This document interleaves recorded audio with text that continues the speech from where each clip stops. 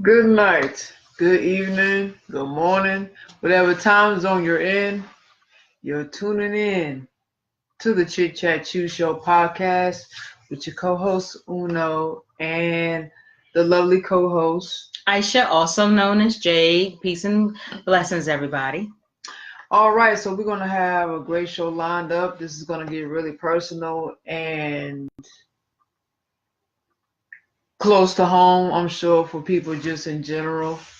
Far as both stories, but mainly our last story. So you already know what we're going to talk about. But the first topic we're going to talk about is Centoya Brown has been granted clemency. She will be released this year of August. Okay, that's our first topic. And the second topic is, of course, everybody knows because it's all over social media, it's all over the place. Major media outlets, etc., etc. R. Kelly. So we're going to talk about his sex crimes against underage girls, the women who spoke out against R. Kelly in the recent docu-series Surviving R. Kelly, anything else that surrounded his life and his career. So much, yeah, to touch on about not just him, but the people who were involved, even just on a personal level, like everyone could relate to this because someone, whether you male or female, has been through abuse, sexual abuse. I'm not saying any and everybody, but a lot of people have been through sexual abuse, so it's definitely sensitive to a lot of people. And how people react to this R. Kelly thing, you can definitely tell is very sensitive and hits close to home for many. So we're gonna get into Centoria though, and then we're gonna save the best for last.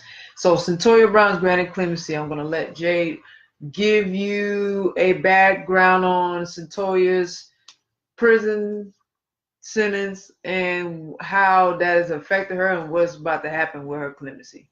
And then I will dive into my articles basically about others reacting to Centoria Brown's victory.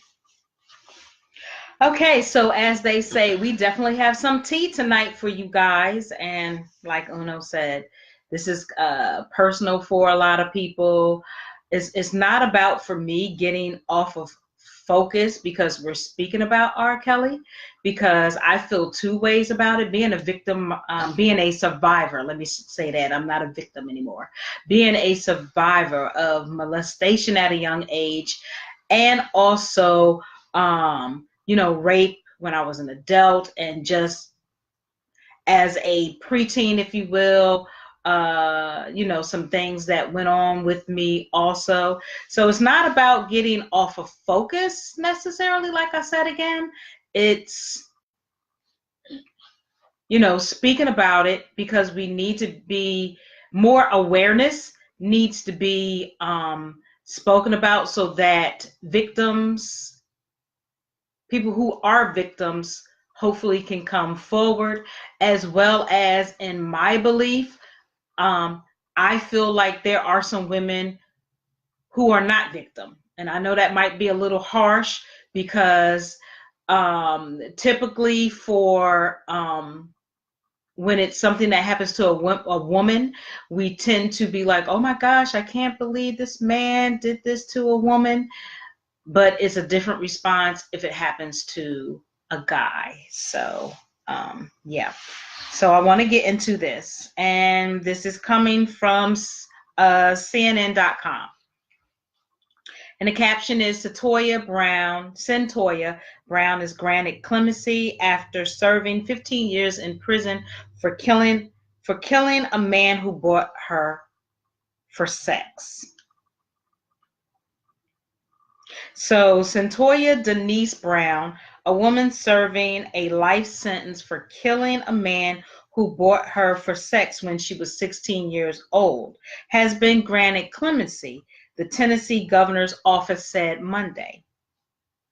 Brown, who's 30, will be released to parole supervision on August 7th.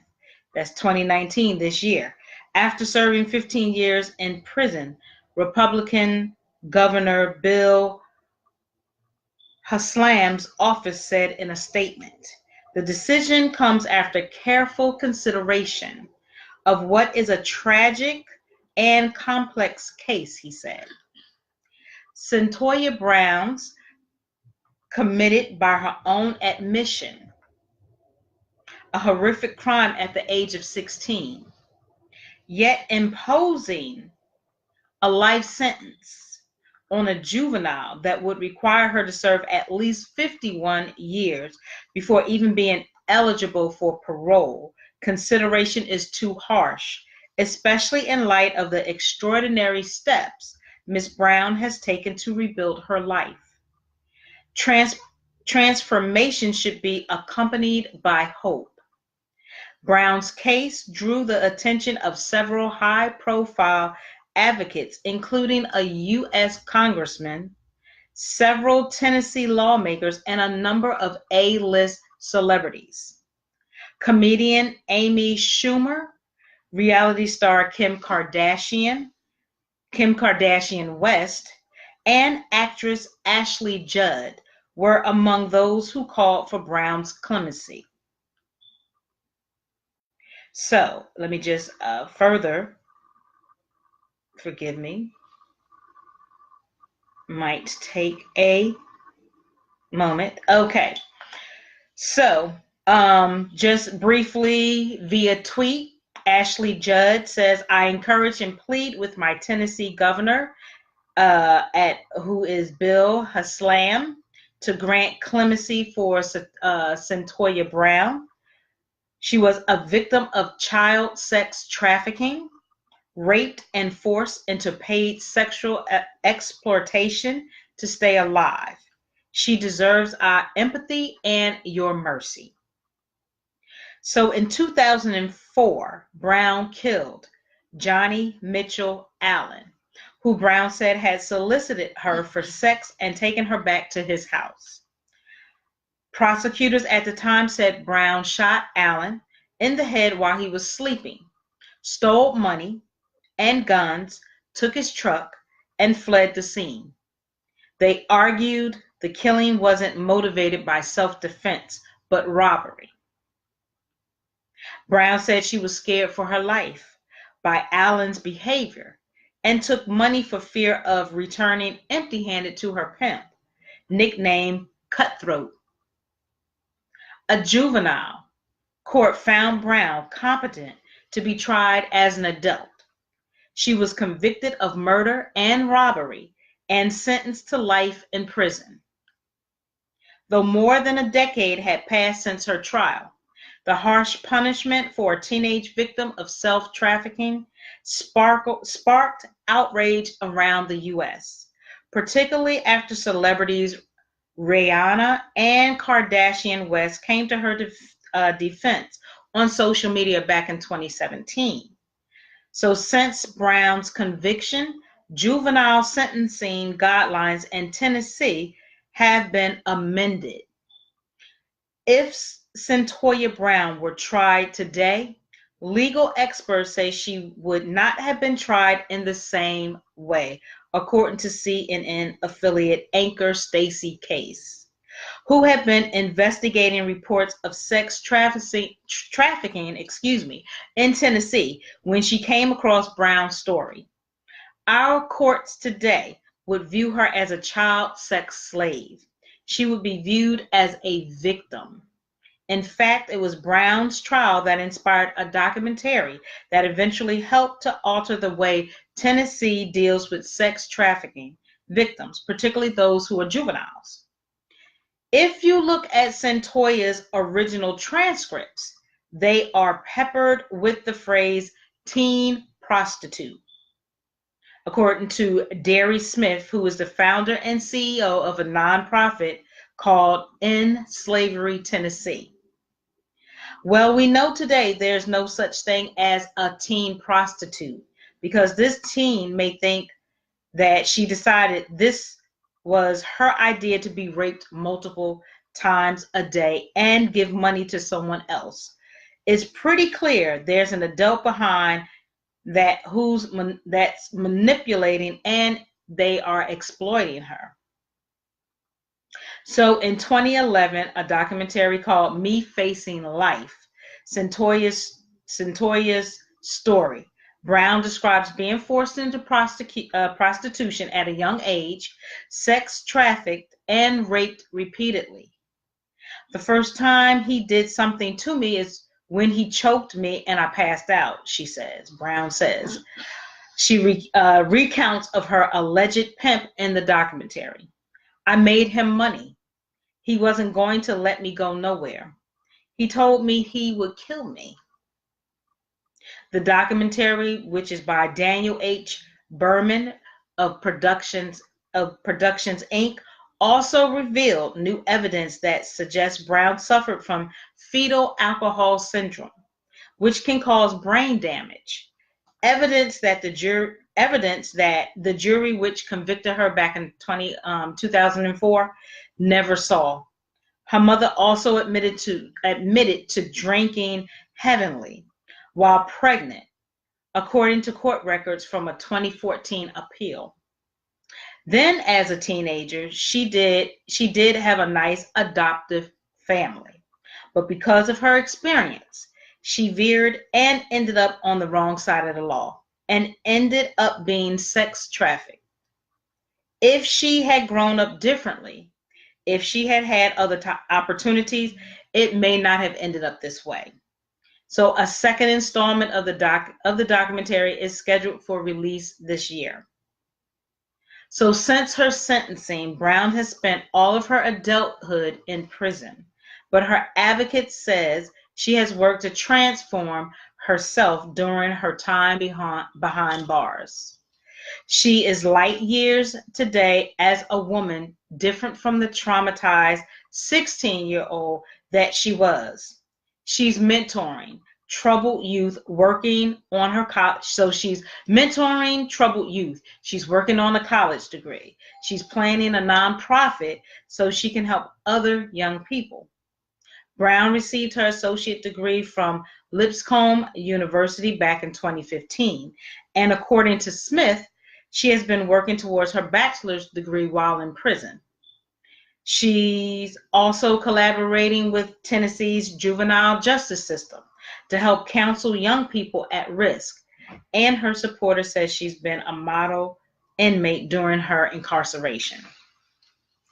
She says, I learned that my life was and is not over. According to Brown, who spoke over the phone in a clip titled Prison Reflections from the documentary filmmakers. I can create opportunities. I can actually help people. So I commend her on that because I can't imagine being 16. I mean, this whole sex trafficking thing is so huge in quite a lot of places. Didn't know it in Tennessee, but now, I definitely know Tennessee. I know here in Atlanta is very over. Huge, and Chicago, really globally, Chicago, I know certain cities are more bigger than others, but yes, actually it happens all over. And I had the opportunity to do a little bit of volunteering when I used to do security, and there was a nonprofit organization at one of the security places that I worked at. They had a nonprofit for teens as well as adults that had been human sex trafficking, which for this month of January is Human Sex Trafficking Awareness Month. So I'm really glad. I can't imagine that length of time, but I'm glad that hopefully she has really, what she says she's been coming along and she's doing things and she wants to give back and she wants to mentor and have a nonprofit. So I'm really glad that she's getting released, and I hope that she can continue. I hope that she can do the work that she says that she's going to do. Absolutely. It's been a rough ride for her.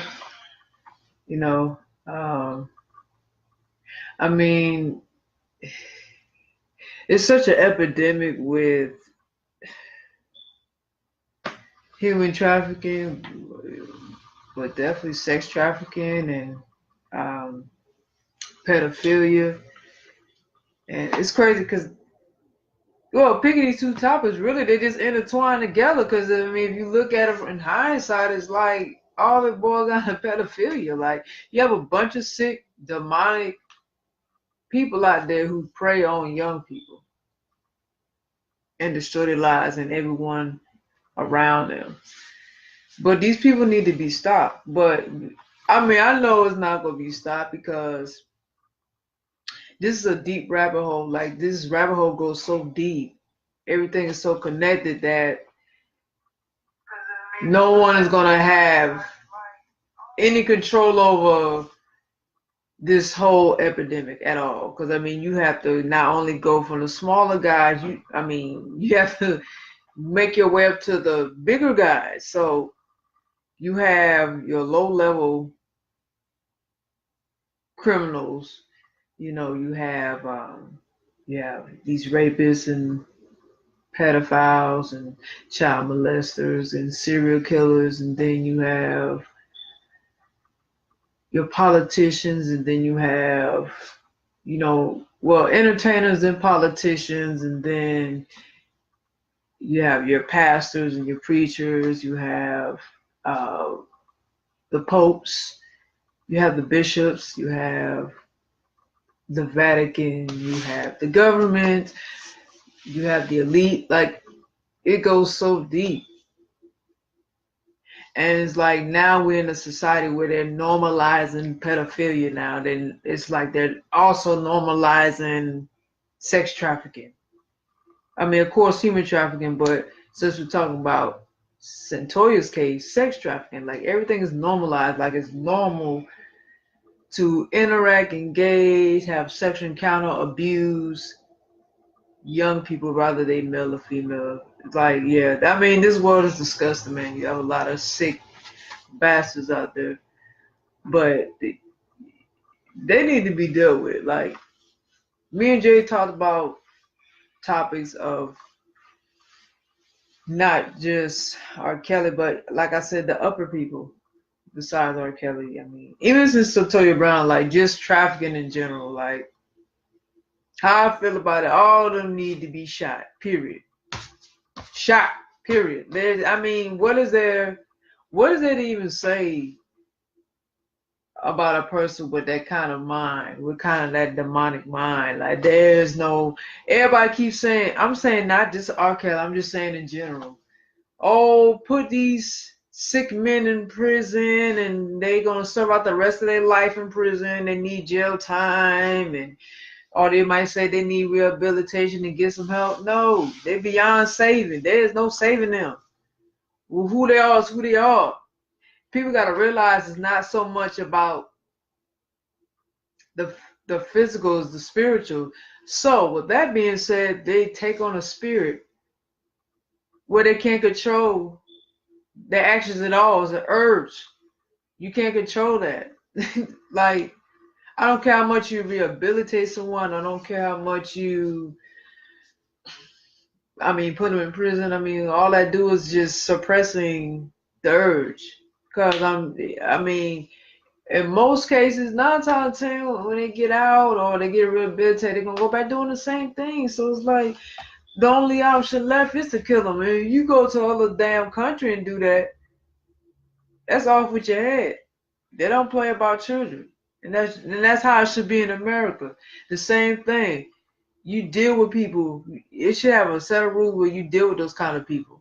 It needs to be harsh punishment for people who do any kind of harm to children at all. And even Satoya Brown case, I feel like she didn't get the true justice she needed in the first place. Like, why did they even take for her to get clemency? Because she was protecting her life and she did the righteous thing. Because there's many girls who do not, let's tell the real, because there's many young girls that do not make it out of this trafficking at all. You never see them again. Some are just stuck in it because they're forced to be, or some are dead. Some are dead. You'll never find them at all. So it just tells you how far along the society has come. Like this is the energy that people take on. But it shouldn't have taken this long for Centoya Brown to get justice at all. I mean, that was justice served. As far as I'm concerned, good. I'm glad she shot his ass. He deserved the fuck he got and got killed at that. And that's how all pedophiles and rapists need to be dealt with. That's how, and I say the same thing about R. Kelly's ass. Now, like Jade, I feel two ways about it too. I'm not gonna just put R. Kelly in this because I'm gonna put a lot of people in this, and people might not agree with what I'm saying. But I got to look at I got to look at all angles. I got to look at every. This is me because I'm gonna base all testimonies I've seen. I'm basing on all sides, and then looking at the tactics, the agendas. I'm looking at everything. So I can't just put it all on R. Kelly. Although his ass need to take a lot of the blame, but I can't just put R. Kelly into the equation. I have to put all the people who's responsible for the sexual crimes. And in Centoya Brown case, even with that ring, that's a pedophile ring. That's obvious. That's a pedophile ring. It's a big chain of pedophile rings. They are, I mean, all of them need to take responsibility. Why are they focusing on this one girl here, this one female? She done nothing wrong, but the focus should be on the killer that got his ass killed and the people who was involved in these sort of crimes against the youth. So I mean, yeah, yeah, it's a lot. But I also do now. There's also another side that I don't think people looked at too, and it might sound insensitive or it might sound far-fetched or I guess crazy. But I've also been seeing too that with Centoya Brown's case, people saying that's not even real. Like it's like it's fake. Like all this is staged. I've been hearing that a lot too, and then I've noticed people was talking about why they just highlighting Centoya Brown's case because there's a girl that got shot. Actually, she was murdered. This young girl, she was 7 years old, Jasmine Barnes. Why is they not people saying why are they not highlighting Jasmine Barnes? And this is going into the colorism thing now because I've been seeing this too ever since Centoya Brown's case has come into play. And people think that's a problem. Like, damn, why they giving so much light to this light skinned person, Centoya Brown? Not to take away from what happened to her, but why they giving so much light to her story when this really young girl who's of darker complexion, Jasmine Barnes, was murdered in Houston and she's not getting the media coverage she deserves. Which I do agree. I feel like if you're gonna cover one, cover all. That's my only thing. And I think that's where this whole battle between light and dark comes in, because it's like you can't. You shouldn't have to give light to one side and not give light to the other. I feel like it should be equal, and I think that's what a lot of people are saying. Like being respectful, being fair. Being fair is the word. I want to say be fair, but I'm sure. I mean, we could talk about Jasmine Barnes in another show because I haven't too much about it either, and I just have to be honest because a lot of it's been highlighted on Centoya Brown. Not that I'm taking away from what happened to her, but all of it is important, all of it. And like I said, with the conspiracy, like there's been going around for a long time since Centoya Brown's case has surfaced that all of it is staged, and this is supposed to be like a distraction and what is Centoya Brown getting out of this. So honestly, I wouldn't put it past. I mean, I'm not saying it didn't happen, but again, we're talking about entertainment. So entertainment includes major media outlets like NBC, ABC, CNN, all these major media outlets. All that they're connected to entertainment. So therefore, whatever they show you on TV, can you really believe it though? Can you really believe what they're telling you? Is it really factual? Do you really know if it happened or not? And if they happened like they claimed it did, why that story? Why? And there's a million stories similar to another person's. Why is just this story is highlighted? Then every time you see a story, then next thing you know, the same person that was highlighted, you see them in another staged event or something like that. So it could be a possibility that it might be a staged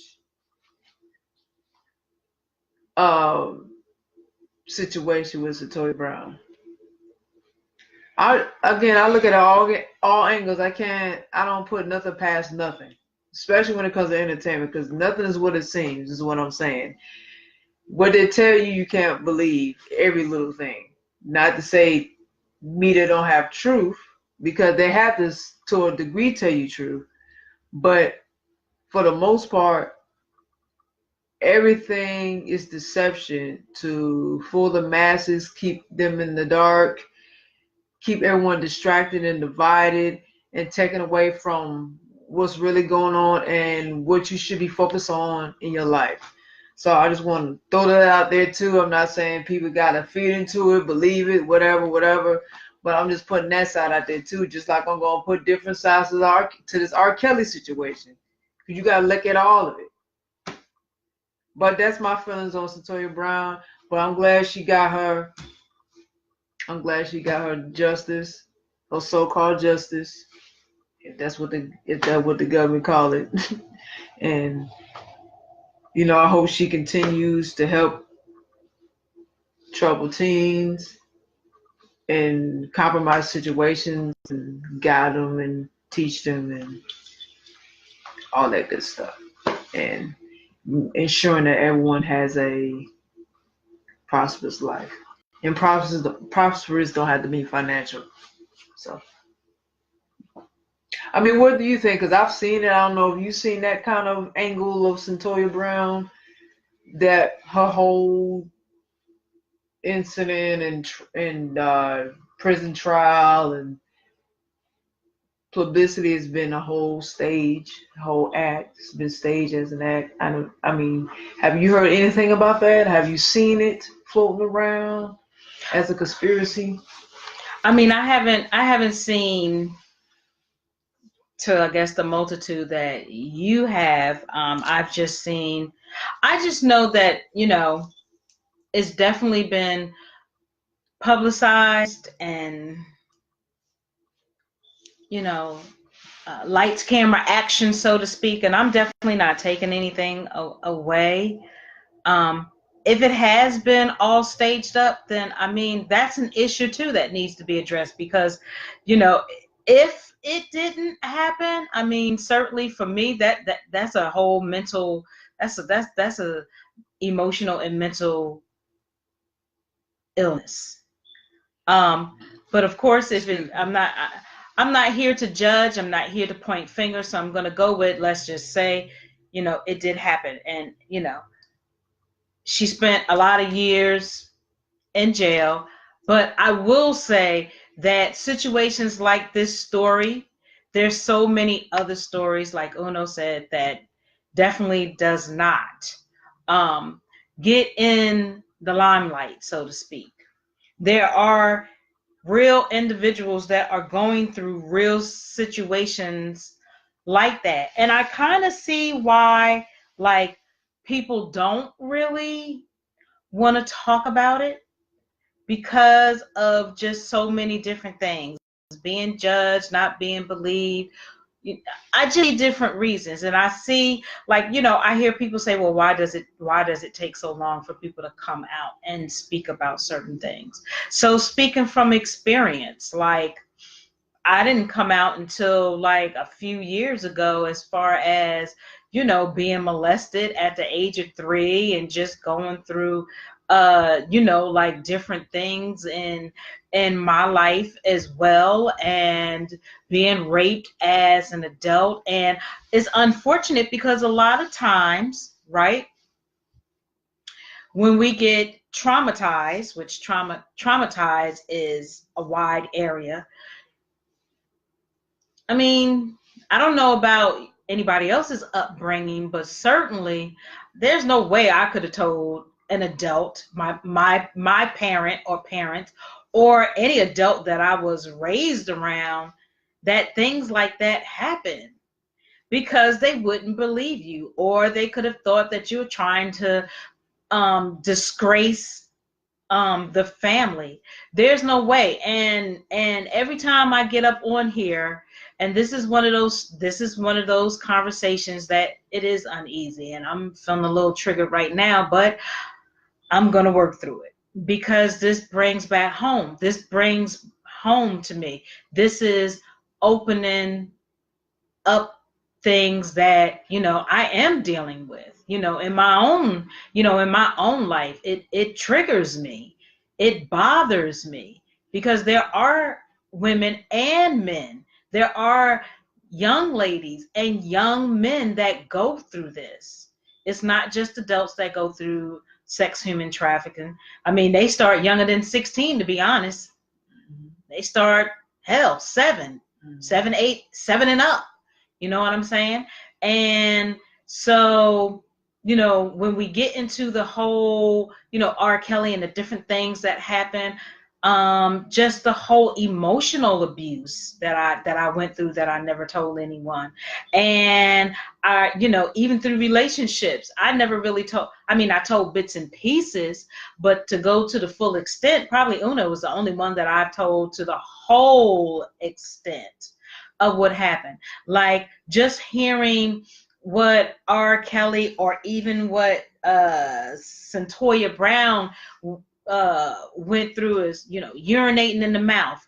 Do you know how embarrassing that is? How uncomfortable that is to have to tell Uno, like, I I someone very close to the family that I considered was a cousin. I would call them a cousin, call their mother a cousin or an aunt, because they were very close to the family, but no one knew that he urinated in my mouth and stuck his penis in my mouth. There's no way that I could have told anybody that as a young child. They wouldn't have believed me. Hell, I probably would have got a beating, because they ain't call that shit no spanking back then. You got your They'll ass call you fast. Stop being fast. fast, or that ass would have been tapped. Yeah. So there's just things growing up that you didn't talk about. Am I trying to dog anybody out? I'm certainly not. And I'm certainly not trying to dog my mother out. So let me just clear that up. But there are things back then, my generation, Uno's generation, that you just didn't talk about. You just didn't. That kind of Unless you had a sibling. Now, if you had a sibling, maybe perhaps you can go to your siblings and tell. But for me, I didn't have no siblings. I didn't have no brothers and sisters. So here I am talking to my imaginary friends, right? Or the dolls or the toys that I had, that was my outlet back then, because I didn't have anybody to talk to. And that may sound strange to people. It really doesn't even matter at this point in time. But I had to find ways in my own self to try to release some of it, but still carried a heavy burden on my life, which affected my life. Even up until now, some of that stuff still affects my life. It affects people's lives. It affects people's relationships. It affects people's work ethics, like just the whole arena of it. This is why I don't trust people. I have issues with trust. So when I hear stories like this, it just really, it bothers me. It does. It triggers me. And people may say, well, then don't deal with it. It has to be dealt with. In general, it has to be dealt with, not just my situation, but this is stuff, especially in the Black community, our Black and brown communities. How often do you hear the same similar story, that it's a close friend of the family, that it is an actual relative in the family, that uncles or cousins or hell sisters, brothers that are doing this to each other, and we just suppress and don't deal with it. So as triggering as it makes me feel, and I'm in my feelings, and y'all have no idea, y'all really don't know, but I do know that as much as it triggers me, it has to be discussed, especially for the individuals that out here that they continue to suffer in silence. And they may feel like they have no support and no outlet. But openly it shows in their actions, though. But openly it shows in their actions. Because of the trauma. Because of the trauma. They rob, and they're very overly sexual active people, sleep with multiple people. They're in and out of prison, a lot of them, not all of them, but you don't even have to be in prison, because you can do, there's other ways of drug abuse and alcohol abuse. There's so many other ways of dealing with it besides they don't have to be incarcerated. So there's so many financial addiction. Like there's all types of addictions that people deal with. And I'm not saying, I mean, it's to each his own, is however you want to deal with it. But I want to be a voice, and I'm sure Uno probably wants to be a voice as well, that, you know, we have to find ways on breaking that suffering in silence thing. We gotta deal with it head on. Head on. We gotta deal with it. I approached the person who molested me before he passed away. Eventually, it took me my adult life to do it, but once in my head, when it clicked, to be like, you know what? I'm gonna go face to face with him, and I'm gonna let him know that you did this and that was wrong. Then the healing started, because my mom always was like, well, she didn't know in the beginning. I told her after I said what I had to say to him, but she never knew. She always go speak to him, go speak to him. And I'd be like, I don't want to talk to him. Well, just go speak to him, trying to, be the respectful person and all that. I said, okay, I'm going to go speak to him. And I went and I faced him. And I can't tell you, unless you've been through it, how that felt to look at that grown man who I looked up to as a young child, right? And to tell him, you violated and took something away from me at the age of 3. And at 3, I didn't know no better. I thought it was okay, but it wasn't. So yeah, it needs to be addressed. We got to stop just not talking about it and dealing with it. You know what I agree with you. What triggers me, motor? Why? I'm not speaking on a race right now. I'm only speaking on the Black community right now. Why is it when what you was explaining about, if you told someone about what happened to you sexually with a close friend of the family that you call family? So let's just say in general, like someone abused you in the family, and you were saying that if you told, you either get your ass beat, or the normal things in Black communities, they say you get your ass beat, you fast, stop being fast, or you trying to break up the family, or they don't believe you. That triggers me. That's a damn trigger. It's because it's like, your job as a parent is to protect your fucking children. Yeah, you supposed to believe your children before any damn body. especially if it happened to them. Because a lot of these damn parents so caught up in their damn self and trying to please everybody else that they forget the welfare of their own seed. And black people were pissing me off with y'all, man. Y'all have a fucking habit of doing that. And you wonder why your kids come up fucked up. You wonder why communities messed up. Why the generations fucking dysfunctional. Y'all caused it. Because you never dealt with the issues that they was going through. And I would just speak specifically on if they got molested or raped. You don't deal with these issues with them. And if they tried, they can't even talk to you because if they feel like they could talk to you, they get chastised. They get dismissed. They're not believed. So how you think they're gonna damn come out when they grow into age? How you think? Well, I mean, what you think their life gonna go at? I just don't have no respect for that. I'm sorry. Now, don't get me wrong. I know as kids we all tell our tales. We tell tales, okay? But something as serious as that, that's something you really should pay attention to. For real. Who the fuck gonna lie about some shit like that? Especially if you're young. Like you young. I ain't talking about, 18, 19. I'm not talking about that. I'm talking about underage. Especially if you're a little kid. You 6 years old, 7 years old. What the hell you got to lie for? About getting raped and molested. Black people, we gotta do better protecting our damn youth. Cause this is ridiculous, man. And that's what really was pissed me off with this whole RKelly thing. All the people who supported this man and aided and abetted this man all this time. And then what really put the icing on the damn cake, the parents threw him off the damn RKelly. And don't say they didn't, because they did. Go read up on it. Most of them damn parents, and there was black single mothers, okay? So let's keep it real. There was black single mothers putting their kids off on RKelly. Now, what kind of example y'all leave?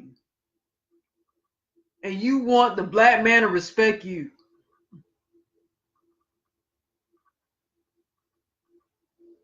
That's just real, man. This shit gotta stop. Like, for real, man. And like you saying with being silent, we can't keep being silent. We gotta deal with this. I'm just pissed off that the young girls that got passed out to RKelly, they had to have something going on in the home for them to even run off in the first place. Now, there's probably ones that had daddies in the home, but it doesn't matter. There was something going on in the home for them to even be running off with RKelly anyway. And then, like I said, you had the parents who gave their kids. So you basically pimped your kids to RKelly for money.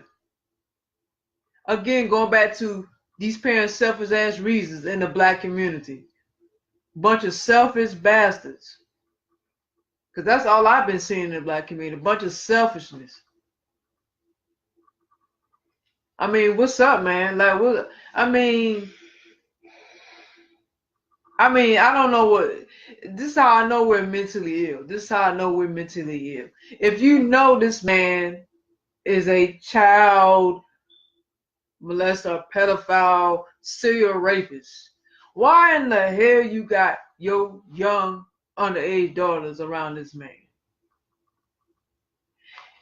And if the girls are going voluntarily, because there's some that went voluntarily and did not want to go back home, that's a problem too. Because it still roots back to something that's going on. And they're probably not listening to none of the kids' problems, the issues that they got going on internally. And let's go back to with this situation. You talking about molestation, not dealing with your child's internal issues. And if they are lying, let me say this, because this is getting to me. If they are lying, you still need to look into it. It's still something internal that is going on. Right. Lying or telling the truth. And I 200% agree that when people knew what was going on with R. Kelly, as I guess we're getting into that right now. Because I've been R. keeping Kelly, up on it. So yeah. And you knew, you are just as guilty as he is. Right. So would that make you a demon? Exactly what you are. The one thing I can respect about R. Kelly, at least he's out telling you he a demon. That's a damn devil. But then you got these motherfuckers parading around like they so innocent, they ain't did nothing, and acting like they didn't do anything, and all the fingers are pointing at R. Kelly. Well, wait a minute. Everybody's pointing their finger at R. Kelly. What are you doing? Why the hell you got your child with R. Kelly? What'd that say about you? If he's all of this. So what you been doing all this time? So yeah, I agree with you too. Like, come on, man. We need to really, like you said. That's triggering for me. Yes. I mean, I've been molested too. I'm triggered by that, but I'm really triggered by how this pattern that we keep practicing, this pattern we keep letting go on. This is why our community is messed up now. All these dysfunctional ass young boys, all these dysfunctional ass females out here, young females. Because adults are failures. You're damn failures. I said it, you're damn failures. You failed. Because you ain't shit. Sorry I'm talking like this. I mean, it's just ridiculous, man. Come on. It's ridiculous. Nobody wants to take no accountability, no responsibility, and fix anything. Grow up. Nobody wants to grow up. And I want to know, are you going to still be in that mindset, especially when it's coming to this particular topic and conversation? What goes on stays on? Are you going to keep having that same mentality? Because listen, we all know when you're a young lady or a little girl or even adult, when you know, we speak about it a lot, but it happens with the young boys as well. You have the men that molest and rape these boys, as well as the women molest and rape these boys. You have the mothers molest and rape their sons.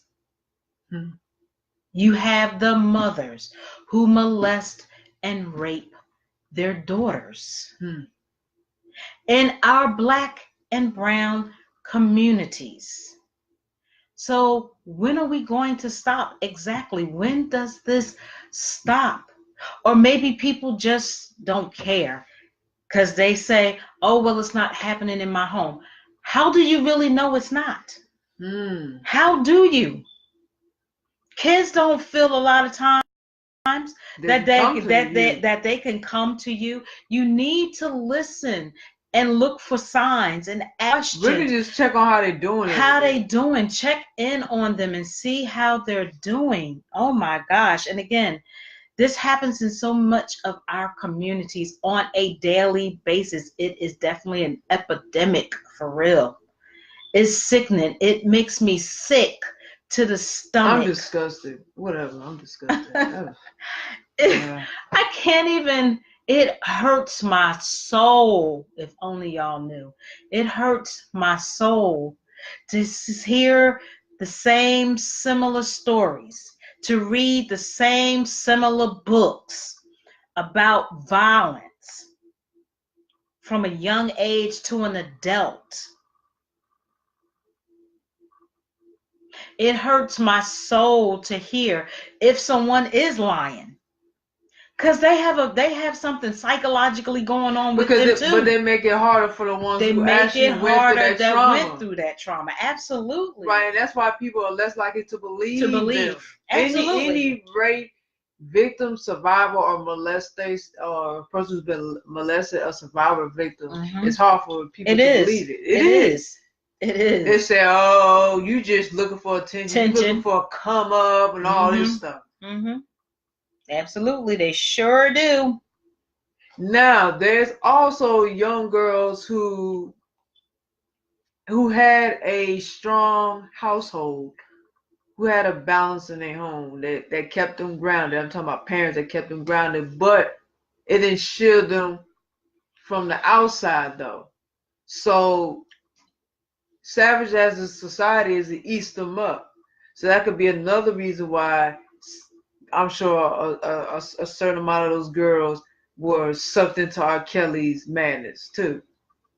Because you can grow up in a good household and still get messed up. Exactly. So exactly. You can. I mean, but yeah, I mean, it's just really crazy, man. I mean, people are doing anything for money, man. Anything. Absolutely. Even for the detriment of their own life and other people's lives. Like, come on, man. Black people, I mean, come on. We're desperate. Like, we got to get it together. And even with this situation, how black men don't see value in black women.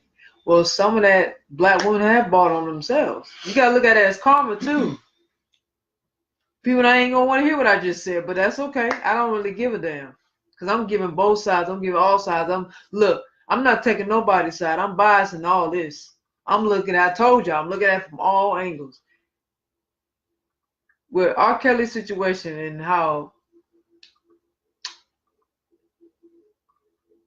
black men don't value black women, you got to look at it from the other side. Maybe it's how black women have treated black men too. I'm not saying it's right what black men are doing. And also, I'm not saying it's right what black women are doing. I'm just giving you what it is and how things play out. You got to think of everything that black men have gone through or are still going through with black women. But when you talk about past tense, everything that they went through is coming back full circle. So now the black woman's catching heat. But from what black men went through now, it's like they're definitely hypersensitive to each other, as far as supporting each other, sticking with each other, and staying on code when it comes to black men. You know what I mean? And just everything they went through. So of course, you seeing this backlash. Like I said, I feel like it's karma. You seeing the backlash of them not valuing black women because of things black women done to black men. Yes. But again, all this could be turned around, man. Now, black men do have to see value in black women, though. You know, because you can't put all black women in a box. Now, whatever reason that they don't see value in a black woman, that's totally fine. If you feel that way, that's fine. I can't get mad at that. Like, that's how you feel, because that's your personal feeling. It's not mine. I can't change it and say, oh, stop feeling like this. No, that's just how you feel. But I will say, you have to change yourself too. Just stop pointing your fingers at black women. It's something you're doing as well. You need to own up to the shit you're doing. Black men, some of y'all need to own up to the things you do. Yes. And make some changes. And stop going with these same type of black women that y'all claim ain't shit. Because you the one that fucked with them, didn't you? So what that make you? Right? So the same thing you saying about black women, you need to look in the mirror too. Because you labeling what they are, you are labeled too to black women. I mean, again, it's just this back and forth is just really crazy. Because I'm seeing this too with this whole surviving R. Kelly thing.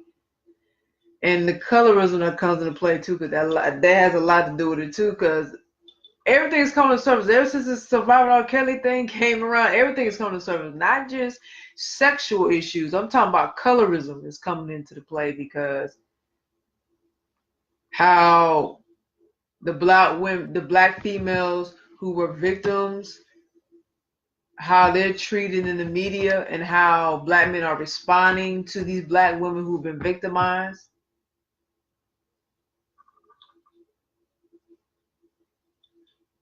That's the biggest reason why the colorism is in there, because if it was a white woman or a light-skinned woman, it wouldn't have the same feedback. You would see all the publicity, you would see all the attention, you would see a lot of these black men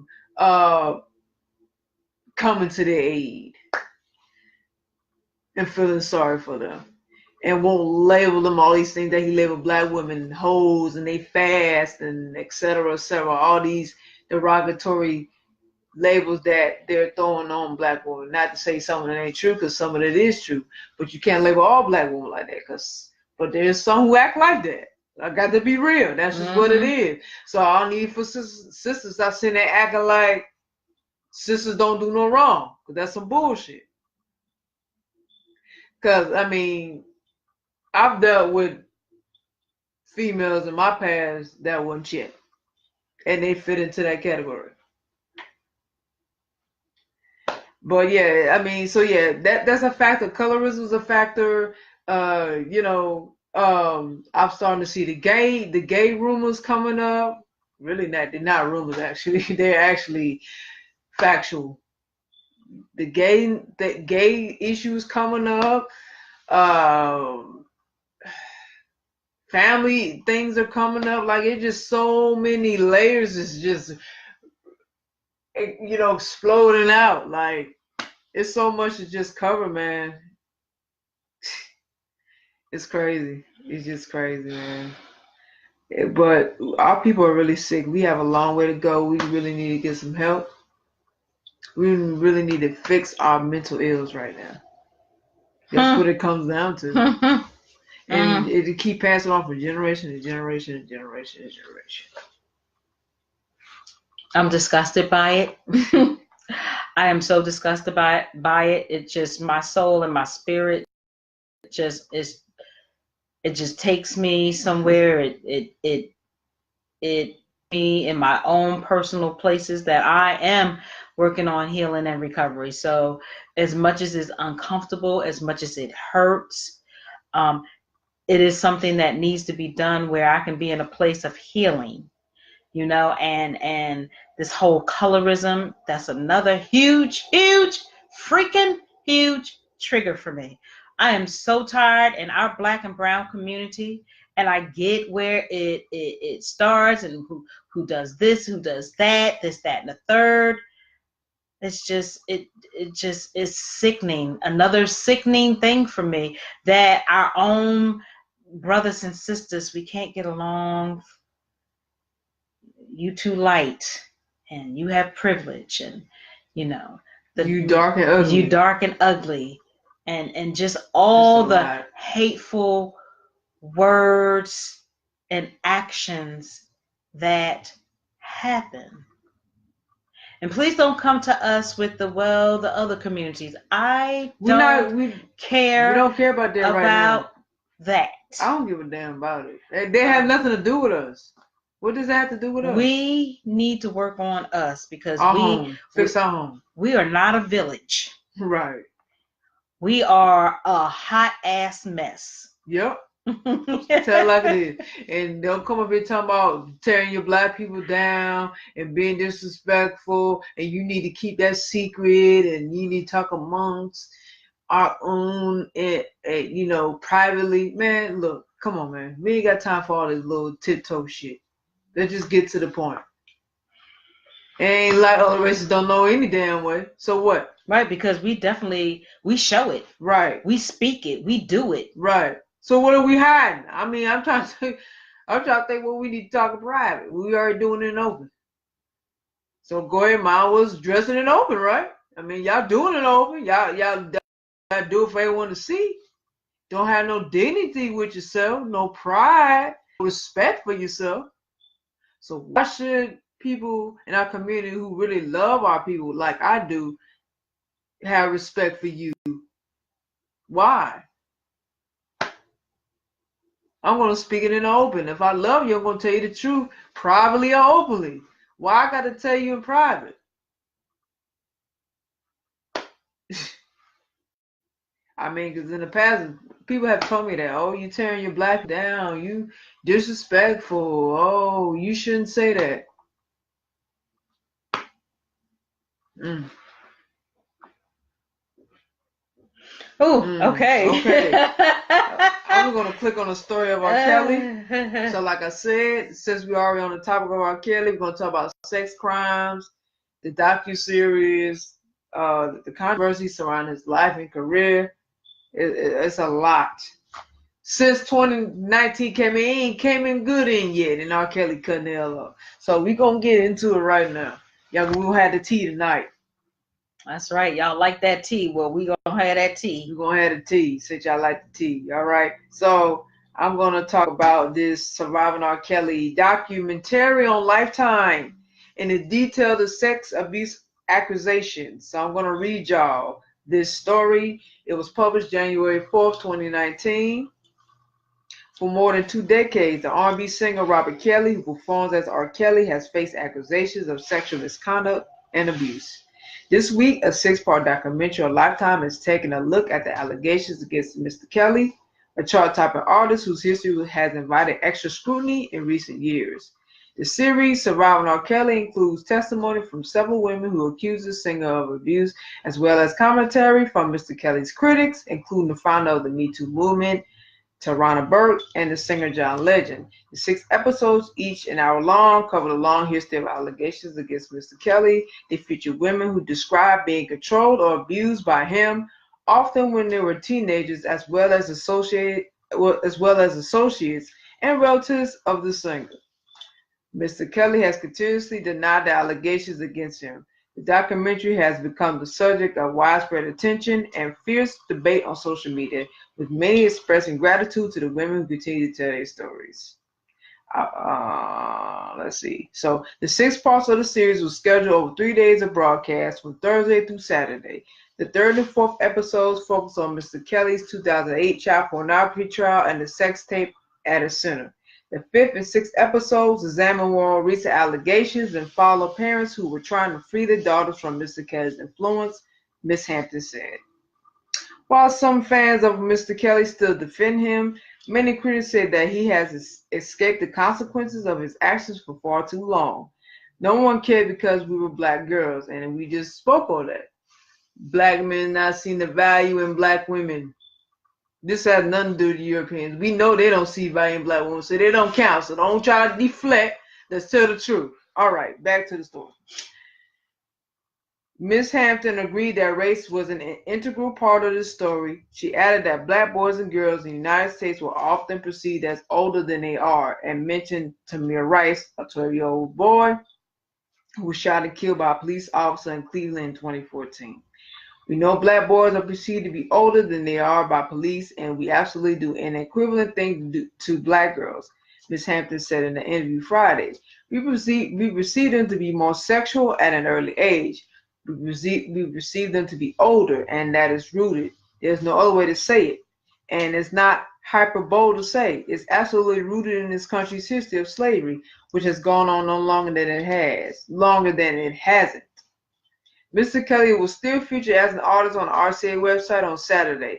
The label did not immediately respond to a request for comment, and a representative for Sony Music, which oversees RCA Records, declined to comment. Mr. Kelly's management also declined to comment. His team has previously said it would vigorously resist that attempted public lynching of a black man who has made extraordinary contributions to our culture.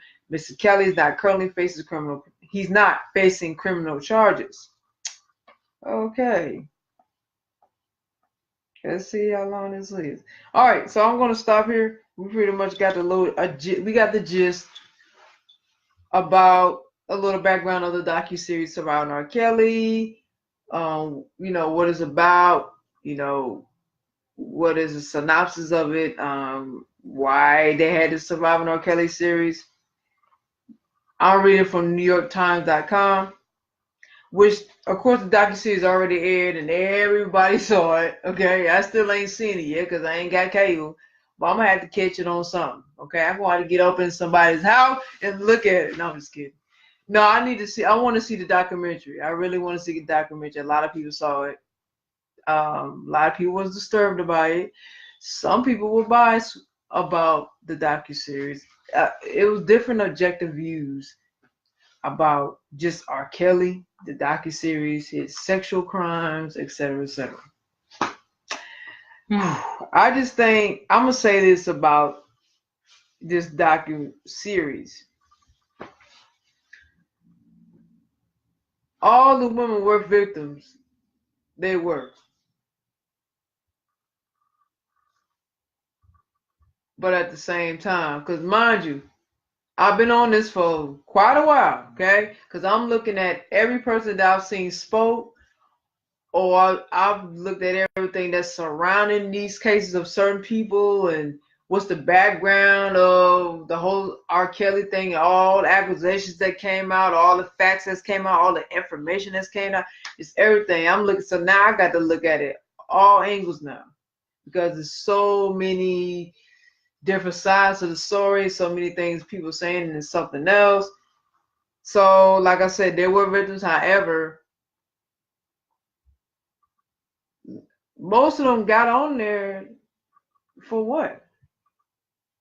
Like,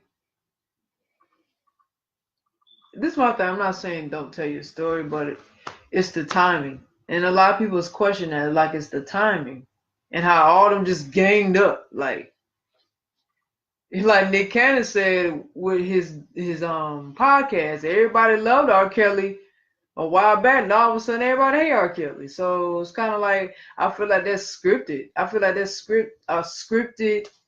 This is a whole scripted timeline of everything. Like this documentary comes out, all these women are talking about their stories. Mind you, now most of these girls that are talking about their stories are still benefiting from R. Kelly, whether that's through money or they still around him. They still hang around him. They went to his house, hotel, still engaging in sexual acts, or they got something coming out, whether that's an album or book, etc., etc. So I see both sides, and it sounds like R. Kelly's in on this because it's like, I mean, just recently I saw Jocelyn Savage Jocelyn Savage, yeah, and there was another girl, I forgot her name. Recently is at a concert with R. Kelly. Now, this is the same Jocelyn Savage, right, that was coerced to lie on camera through TMZ. The same Jocelyn Savage, right? And her parents, was on TV looking for their daughter. Meanwhile, they're the ones that got hush money from R. Kelly all this time. So, and then Jocelyn Savage said she's not a captive. She wants to be there. She's willingly wanting to be there. So like I said, there's too many conflicted things too now. There's a lot of conflicted things on this big timeline of R. Kelly. Like there's a lot of things that don't make sense. I'm not saying they didn't happen to them because they were victims. However, they are participators too. And it makes it hard for those who actually were victims to get real justice too. And that goes back to what I'm saying about the black community, man. We just doing things that ain't making sense, and we let the youth down, man. We failed. Like, come on, man. Like, then you pimping all these kids out to R. Kelly? And hell, you might not even hear from certain ones no more. Cause I mean, R. Kelly from Chicago. And mind you, Chicago ain't that the main hub for organ trafficking? So you gotta put two and two together here. So if and then he has connection to gangs, right? He has connection to the blood. So if that's the case, R. Kelly is Chicago. You don't think he's giving some of them girls up to the elite? You don't think he is? Why you think he was able to get away with this for so long? Even with that big trial, what was it, back in early 2000s when he had the videotape of him peeing on the girl and doing all these deviant, sick, demonic ass acts on these girls? He got off scot-free. Nothing happened to him, dude. If you ever stop to think why he got away with that? Because let's be real. Let's be realistic. No average black man is not going to get away with that. Not in America. I'm talking about a regular black man is not going to get away with the shit that R. Kelly got away with. And he affected a white girl at that. So if a regular black man did that, where do you think he going to end up at? Under the jail. Right. Not dead. Exactly. So, see, they didn't tell y'all about that one, huh? They brought up all these black girls, but they didn't bring up that black victim. I mean, the white victim that got affected by R. Kelly. And I think she contracted an STD from R. Kelly. Like the rest of them contracted disease from him. So, like I said, I just feel like, yeah, the timing of this docu series is kind of suspicious. Like, so it's like saying, yeah, this is scripted, and R. Kelly's in on it, including the victims who were featured in the docuseries. And they said John Legend, but like John Legend can't really talk because, like, dude, you doing projects with Harvey Weinstein, and this is the same Harvey Weinstein that me and Jay talked about on the show of the sexual devious acts he committed. The same fucking Harvey Weinstein. So, I mean... Who, by the way, is getting away with all of it. Right. And you even have some of the women that are reneging back, saying that he didn't do anything to them. Right. He's not getting chastised in the media. His ass need to get chastised in the media, but guess what? I don't care about that right now because he ain't black. It's not my concern. I'm talking about we talking about R. Kelly right now. And I warned y'all last week that I'm not going to talk about these other people. I'm not deflecting because y'all black people love to deflect and take off the crap you're doing. Let's focus on our people right now. This our home. Focus on our home right now. Don't get me wrong. I'm not saying the victim should be talked about or publicized or brought attention to, but that's not our concern. Our concern is our own. That's why we can't get nowhere because we so busy focused on everybody else, we can't even get our mess together. But as far as R. Kelly, yes, he getting chastised in the media, as he should. He deserved every damn bit of it. He deserved the hell with prison, the hell with rehabilitation. He just needs to be shot the fuck dead. He is sick, okay? There's no turning back for him. He's sick. It's done. There's nothing you can do for the man. He's going to keep on doing it. He's still doing it. It's just our black people that take responsibility because he ended up that way because his sister and his uncle, I believe, his uncle too, have molested him. It's deep in his family. His family has been doing it. And conversation has it that the sisters, one of her children, I want to say the daughter, the daughter is even now has been displaying acts of wanting, I believe, to have sex with the brother. Well, tried to. The brother didn't. Carrie, the brother Carrie. She tried to have sex with him, and he just was not doing it. Right. Because she got molested by her brother. By her brother. But see, the brother had to be molested by the mother. And at least, if I don't know if Teresa was involved with a man, because there might have been a man in play too. You don't know. That's why I said that his family goes deep. It's really, it's triggering. It's sad too. It's a shame that it's just a generational thing. It just winds up being that.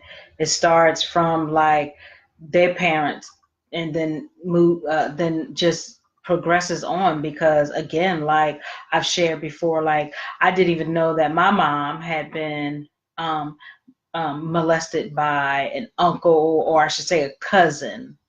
You know, back in the day, again, everybody was cousins and uncles, even if they was blood related or not. Everybody was uncles and cousins and aunts and things like that. So, but she told me that in her later age, before she got, before she got sick with, dementia or whatever. And so it took us to really open up to each other about things that happen in our lives. Again, she was one of those individuals, even though she had a sibling, but there was a 10-year difference between her and her sibling, which my mother was the baby, and there was issues between those two sisters. And so, while my mother was with the family and the sister was doing whatever she was doing, things were happening. And again, in that generation, you talk about things like that. You just, what? You just didn't do it. And so she's carried that for quite many years. And again, generational, unfortunately, generation, and just the cycle in the families, the cycle in general has to stop, because we're in this new generation. You need to listen to your kids. If you're not listening to them, you need to listen to them. Hear them out. Talk to them. Don't talk that baby talk, please. Talk real to them. Just talk real. They understand what you're talking about. They respect you more if you talk real to them. Exactly. Because a lot of times you may not know when they leave home. You may not know what they do. Okay? You just may not. And I know as a parent, that may be hard to deal with or hard to swallow. But listen, they doing a lot of things that you may not have no idea that they're doing. So please just talk to them and listen to them and talk to them. Not talk at them, but talk to them. Okay? Okay. So just kind of piggybacking off of what Uno said about this documentary, which I'm going to be talking from my Lifetime.com. So Lifetime debuts the bombshell documentary series Surviving RKelly, which I have not seen, in a special 3-night event beginning Thursday, January the 3rd. It started January the 3rd at 9. 2 additional hours premiere on Friday, which was January the 4th. And then the final installment of the 6-part documentary series would debut January the 5th. So you probably can go back on Lifetime and you can watch it. So somebody to jump on Lifetime. We want to watch that next. I want to see it. So in the groundbreaking documentary series Surviving RKelly, women are emerging from the shadows and uniting their voices to share their stories.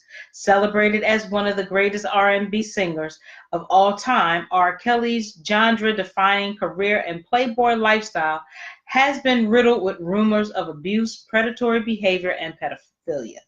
Despite damning evidence and multiple witnesses, to date, none of these accusations have seemingly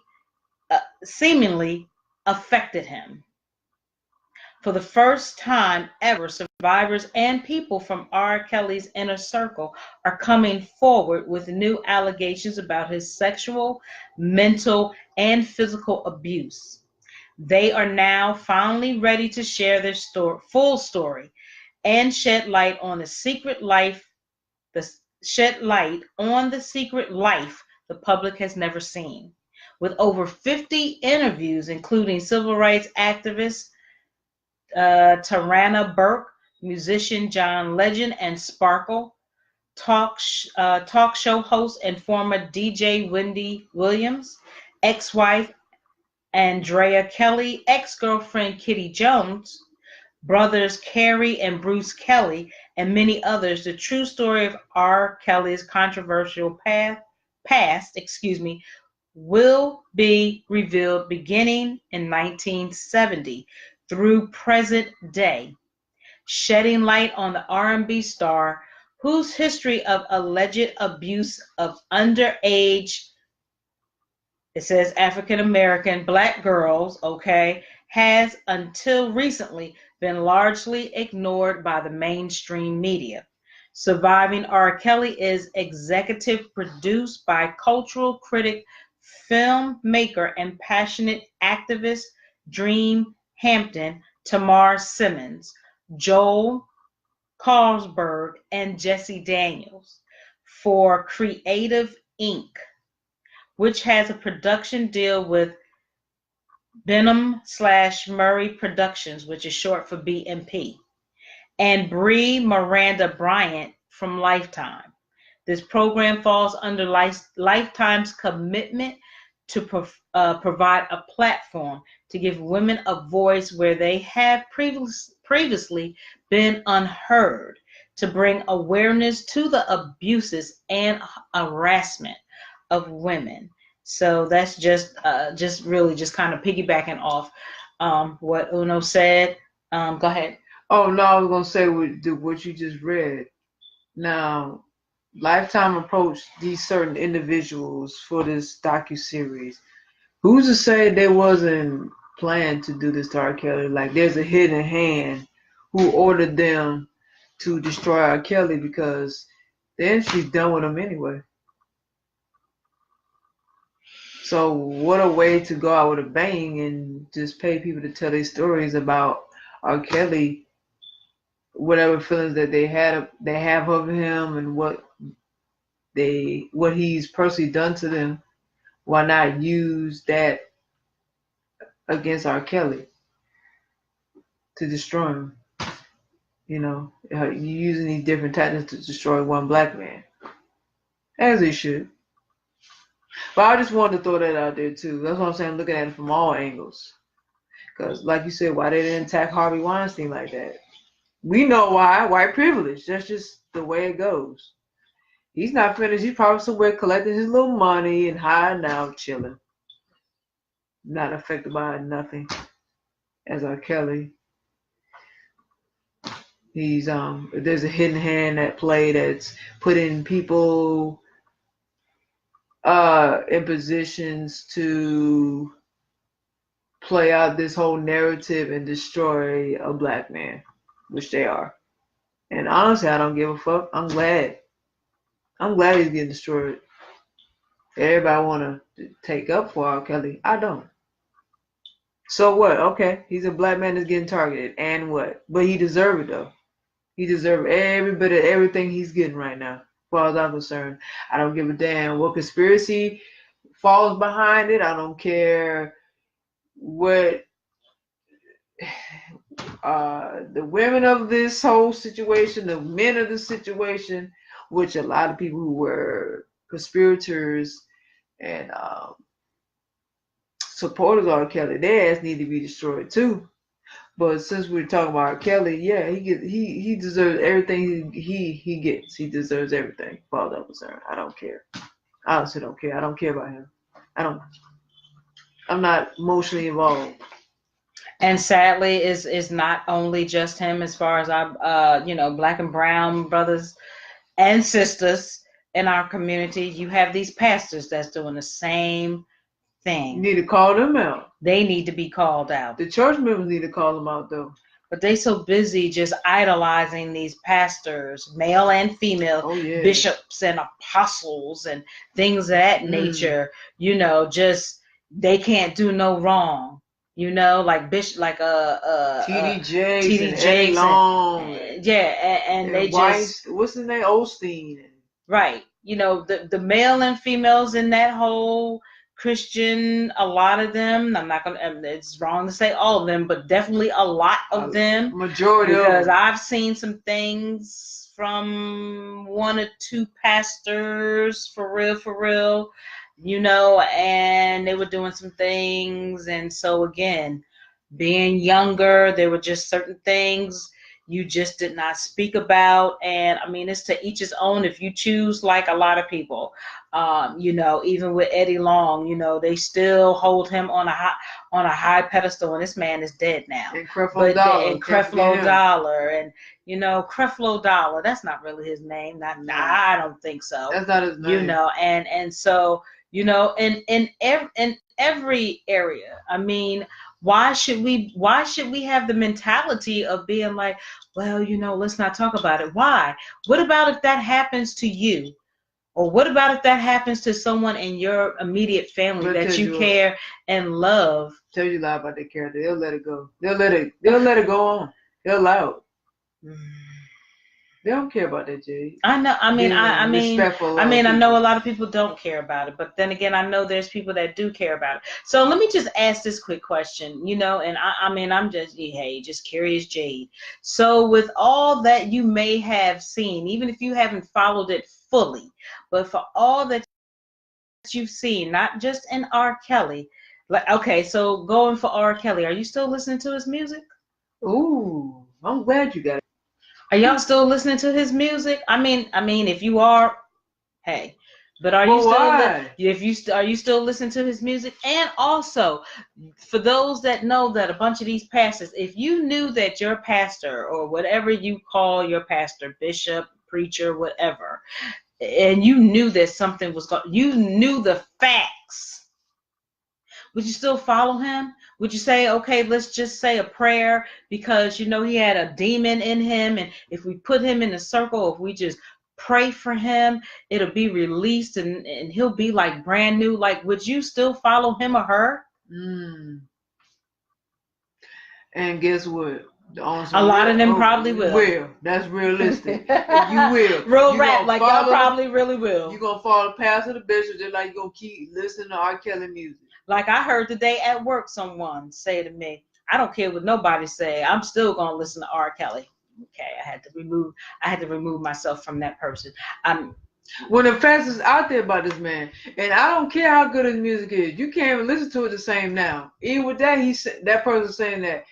Did this person actually sit down and actually fact check what the music actually meant in this song?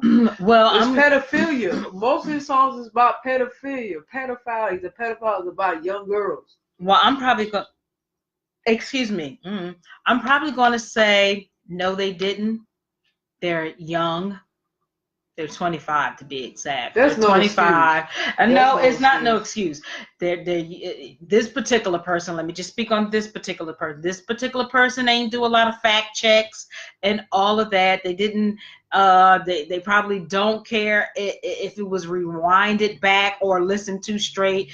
That clearly he's saying in his songs, he's telling you what he's doing and what's going on. It's playing up in his art. It's R. Kelly, and I don't care, and I'm still gonna listen. Cause it's so brainwashed and hypnotized by this man's fame and his music. They can't see beyond that. Okay, so I see all the people that's outraged about R. Kelly, right? Now say you shouldn't. I didn't say that. I'm saying all the people that's outraged about R. Kelly, or who's fake outraged, because there's some fake outrage and fake woke and whatever.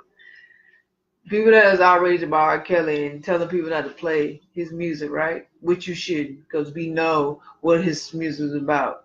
So are you going to stop playing other artists who are connected to R. Kelly music? You need to stop playing it. Because you do know he produced for a lot of people, right? You do know he wrote for a lot of people, right? I'm going to need y'all to go fact check this too. Go to BMI and look at the discography. Okay? You can also go to Wikipedia and look at the discography and see how many people he produced for and wrote for. Would you still listen to their music if it's produced or co-produced or written by R. Kelly? So, I mean, if you're going to tell people not to listen to R. Kelly music, you need to start listening to other artists that he's helped or collaborated with. Or you're going to delete it off your computer, off your phone, off your laptop, off your tablet. That should be a question. That's a question that needs to be asked too. I'm just saying, if you're going to attack R. Kelly, we got to attack everybody. Got to be fair about this. And I'm glad you brought the pastors and preachers, because that's fair. You got to call out everybody. All that shit that's going on in the church. And also, generations. Like, we know That how about all these grown ass men that's picking up these 14, 50-year-old girls in the neighborhood? That's been going on forever. How about that? What makes them different from R. Kelly? These young girls that are attracted to older men. And these older men are going after these young girls as if they can't find someone their age. What's up with that? That's been going on for years. So ain't anybody gonna speak on that? Of course not. It's the same thing. I see it at my job. But if you're gonna call out R. Kelly, you got to call that out too. That's what I'm saying. You can't co-sign one fuckery and dismiss the other. Because like we said, we got to do better community, right? So if you're gonna fix R. Kelly, y'all need to fix the shit y'all do in the community. Why are older men messing with young girls? Because they're young and it's the thrill and they want to see if they can still hang. And when they can't hang, they got to take that pill so they can hang just for a little bit and then it's done. Because a lot of these younger sisters are too much for these young men. And it's like they don't want to be old or grow old. So we're going to pump ourselves with all these pills. All these got to get it, make sure it's hard and stay hard for a long time. And we just, I mean, because I hear it at work, they're like, we don't want anybody our age, or a little bit younger. We want someone young. We want someone. Well, you start talking about underage, that's a problem. Oh, the underage. That's what I'm talking about. Well, they even like that. I mean, I'm sure in your days you grew up in my generation, your generation, they did that. The young girls went after the older men, and the old men went after the young girls. I'm talking about underage. I'm not talking about of age.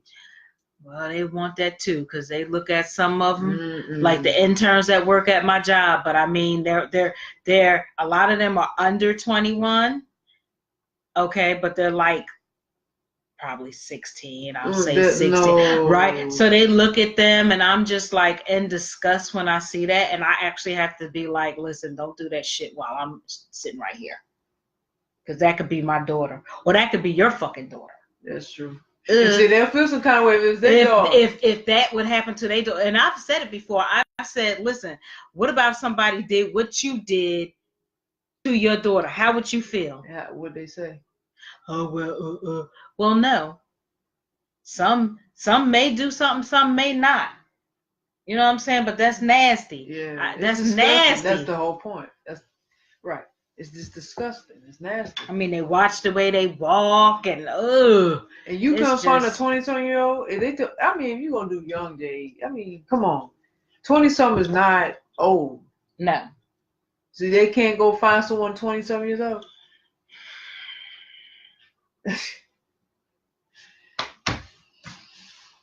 It's deep. Fake outrage. Yeah. Fake woke. Right. We need to mute R. Kelly though, because I've been posting on our Instagram page. We need to mute R. Kelly. Absolutely.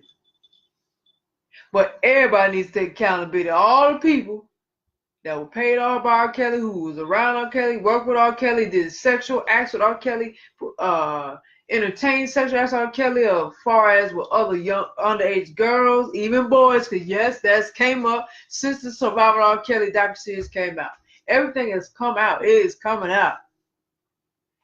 R. Kelly sleeping with trans men and men and messing with a stud, and I mean, this man ain't got no shame. He is over sexualized. He is hypersexualized. He'll have sex with anything, got a hole in it. He don't care. I'm just waiting for the next part of bestiality to come out, because that's what I'm waiting on. That's the last thing we know, because if you like that, you do anything. You have sex with anything. So I just waiting for them reports to come on out, because I know he's been into that. I guarantee it. Ain't no way. Not in the entertainment industry, you don't get around and you don't do that. Why do you think a lot of them be on drugs and they are alcoholics, and they smoke a lot of weed and do all this crazy stuff, man? Eating shit. Because all that's coming in this R. Kelly controversy. He's making girls eat feces, and he's collecting their piss and all this to perform sex rituals and practicing voodoo. All that's covered. See, that's what I'm saying. Entertainment, you got to do all that. Drink piss, collect piss, eat shit, and collect shit and have sex with animals and get your booty blown out by 5-6 people at one time, and I mean having those Pandora's box parties, and I mean drinking blood, sacrificing children, sacrificing people. This is the stuff that goes on. These men that these artists claim to be straight men, they got a girl around their arm, but in secret they messing with trans men and they picking up man prostitutes and they go right back onto their girlfriends and wives. So I mean all this crazy stuff is going on, man. It's crazy. It's just crazy, man. It's crazy. Would you like to click on something else? I do have a couple more stories. Yeah. Unless you got a story for me. I mean, I did. Where did I?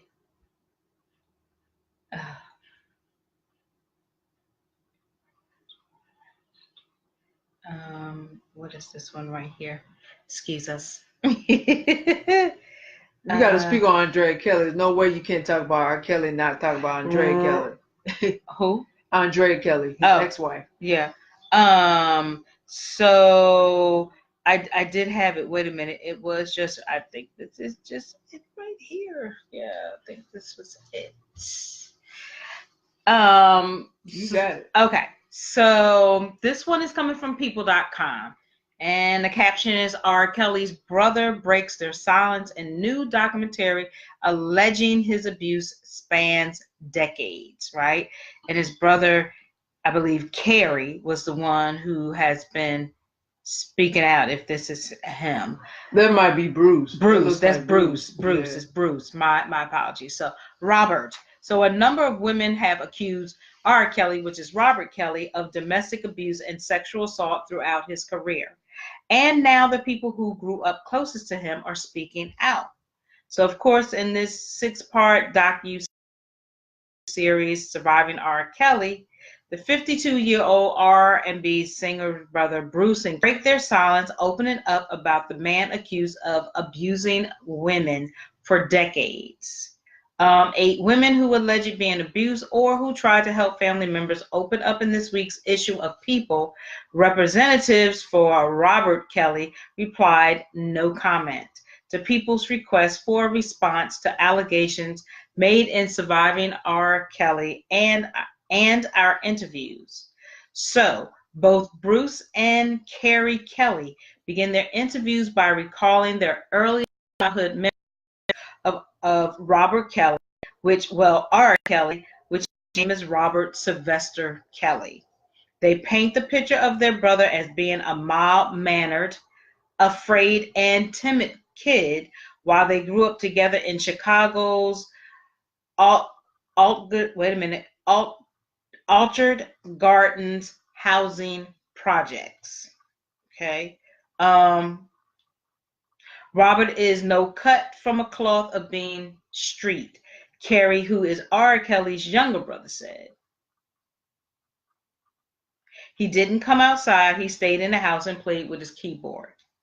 Bruce, who is RKelly's older brother and is interviewed from Chicago's Cook County Jail, as he is currently incarcerated, also said Rob was shy and very timid. If you stared at him in his face, he would cry. Carrie detailed how RKelly had problems reading and writing when he was a kid, but that he did have problems with reading and writing as a kid, but that he did apply himself by going to tutoring. One day, Bruce said he came home to find RKelly crying in the bathroom after being bullied. He said, Robert, what's wrong with you, man? Bruce said. He just broke down again. I'm just tired of all these kids teasing me. The Kelly brothers also grew up with an older sister, Teresa, and they were all raised by their single mother, Joanne. Even though their father left them before RKelly was born, Carrie said they never went hungry. Once the family moved out of the projects, Carrie said a lot of things changed for the worst. So during a 2016 interview with GQ, RKelly detailed being sexually abused by a relative from the age of 7 or 8 to around the time he was 14 or 15. It teaches you to definitely be sexual earlier than you should have, than you're supposed to, he said. You know, no different than putting a loaded gun in a kid's hand. He gonna grow up being a shooter, probably. I think it affects you tremendously when that happens at an early age, to be more hornier. Your hormones are up more than they would normally be. Mine was. Carrie said he believed RKelly when he said he was abused because he claimed it also happened to him. I was molested by a family member and that shook my world, Carrie said. I knew it wasn't right even though I was 6 at the time. I was afraid to tell Robert being my big brother. I brought that to him and told him what happened to me.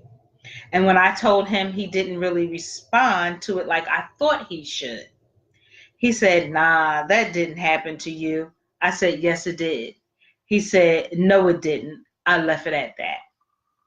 Despite their difficult childhood, RKelly's brother said he was able to find an escape through music. He taught himself to play music by ear. If he heard it, he would play. He just gravitated to it. He became obsessed with doing music because that was his outlet.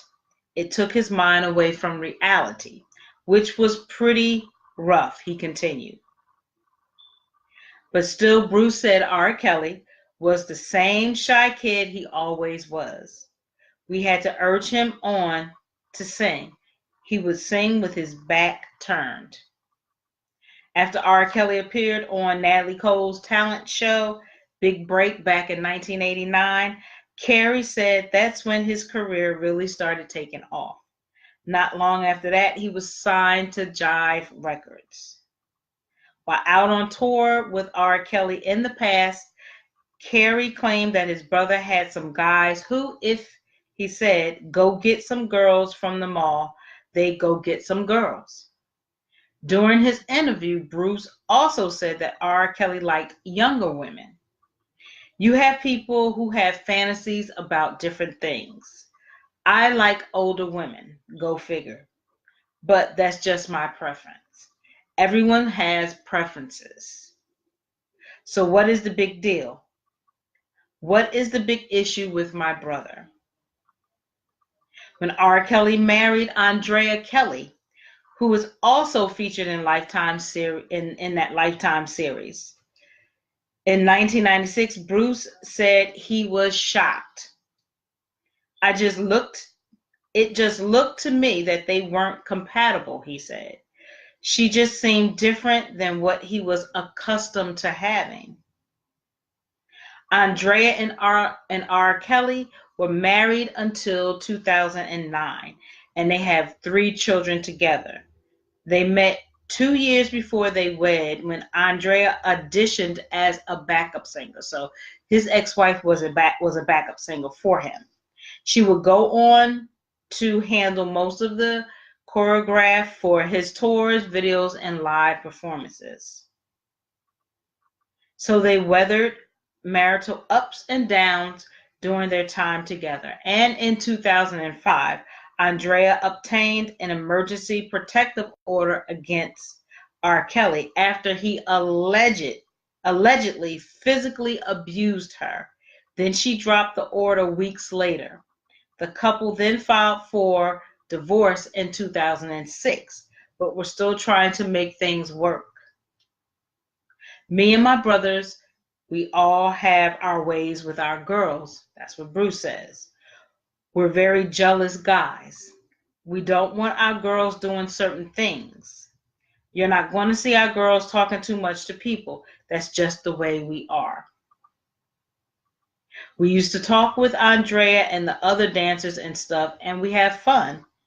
But after they got married, there was no more of that. It was like she wouldn't even speak to us. It was hard to know if we could speak to Robert. Robert chartered a plane with a banner that said, "Andrea, will you marry me?" And then a dude dropped down in a parachute with a ring, and she said, yeah. So it was a secret ceremony. He was really sneaky, and I would have loved his brothers to be there with him for memories, if nothing else. Fame is one thing, but when you start to lose certain life's precious moments because of fame, I think I'd do without it. I felt bad. I could see that she wanted her people there, her mom there, her dad there, but that's Robert. But that's Robert though.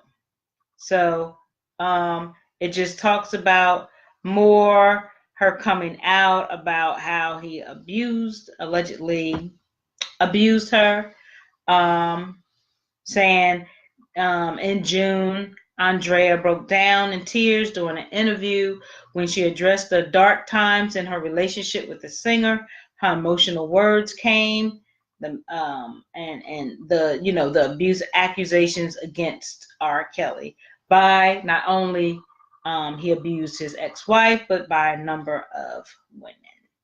So let me put this out there. If you or someone you know or someone you may think is being abused, please call the National Domestic Violence Hotline. You can reach out to them at 1-800-799-7233. Okay? 1-800-799-7233. Okay? It's 24/7. Use it. It's anonymous. It's confidential. I encourage anyone, you don't have to go through it. I'm not here to judge because I've been in a domestic abuse relationship as well.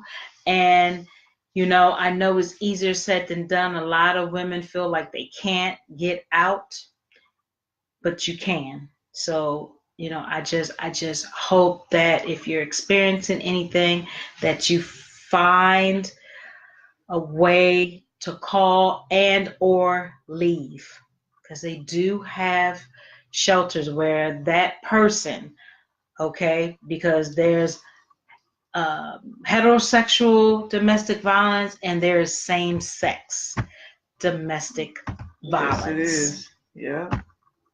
So it's I hope that you can get help. Yeah, it's tragic. Yeah. Now with RKelly's situation, going back to what I said again, I'm looking at all angles based on what I've seen and information that's put out there, testimonies that's put out there, people's actions. Some people are victims, but they also are participators and supporters. So with that being said, of course I'm gonna have to address this about what RKelly said on her social media page, defending R. Kelly. This is coming from thegrio.com. So she defends she's criticized for defending R. Kelly in one of her Instagram posts. Andrea, the ex-wife of R. Kelly, who appeared in the explosive Lifetime docuseries co-signing the other victims' claims that the singer was indeed abusive, took to Instagram to continue telling her side of the story. Thank God for his grace, God is love and deliverance. Andrea captioned the post, I celebrate the woman I am today. Though some want to expose the pain-filled, scarred, abused woman I was. Stop. I am no longer afraid, no longer willing to silence my pain and sugarcoat the abuse I endured because of how my abuser and his legal team were threatening to come against me if I didn't choose wisely. And she posted on her Instagram, is where she got it. Apparently, it's from psychologytoday.com, but she posted a snapshot of a certain part of this. It says, if you're a victim of abuse, you feel ashamed. You've been humiliated, and your self-esteem and confidence have been undermined. You hide the abuse from people close to you, often to protect the reputation of the abuser and because of your own shame. An abuser used tactics to isolate you from friends and loved ones by criticizing them and making remarks designed to force you to take sides. You're either for them or against them. If the abuser feels slighted, then you have to take his or her side, or you befriending the enemy. This is designed to increase control, and you can view more what's in the snapshot on Instagram because I'm not going to click on it. Let me see if I can look for it here. No, okay, so that's just a caption she put under this picture. So if you want to see, this full thing on our RKelly's Instagram, go to it, official RKelly, DREA, official RKelly. Follow on Instagram or just check out our Instagram. But she basically gets into surviving RKelly. After speaking out on surviving lies, Kelly, however, left folks confused on social media when an old video surfaced showing her sing one of her husband's songs while also singing his praises. In response to the criticism in her Instagram post, Kelly alluded to the fact that her behavior is part of a cycle abuse survivors tend to exhibit, which is true, you know. So that could be confusing for people. It's like, darn, you was speaking out against a person that was abusive and controlling and destroying your life, but on the flip side, you're celebrating the abuser. So that could be confusing for people. So that's why they don't. That's why victims are not believed, taken serious, or like, hey, what's your agenda? Like, why are you? It's like you're two-faced. Like, what's going on? And these people conflicted. So I get it. No more. Don't speak about my growth or journey, especially if you have never been abused, she continued. And for the ones that have endured my pain, that have been in the place I was in years ago, as in my past, you're not alone. It took a lot of therapy and even more tears to know what I know today. Oh, did I say today? P.S. What I did or said should never be more important than why I did it or said it.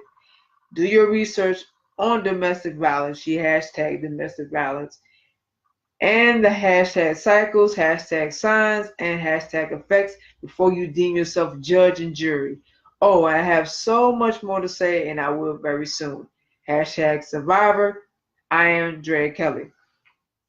Following the explosive sexual abuse allegations made in Survivor RKelly Lifetime documentary, authorities in Chicago are now involved and encourage alleged victims to come forward with their stories to support a possible criminal investigation against the hitmaker, which there is a current criminal investigation against RKelly right now, and there's an article I do have where he's hiding in one of the hotels, one of Trump Tower hotels, one of Trump's hotels. He's hiding in Chicago right now.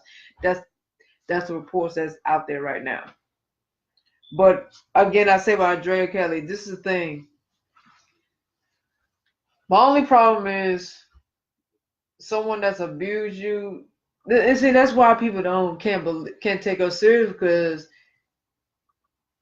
I get what she's saying because abusers do tend to take up for the abuser. I know that. I get it. However,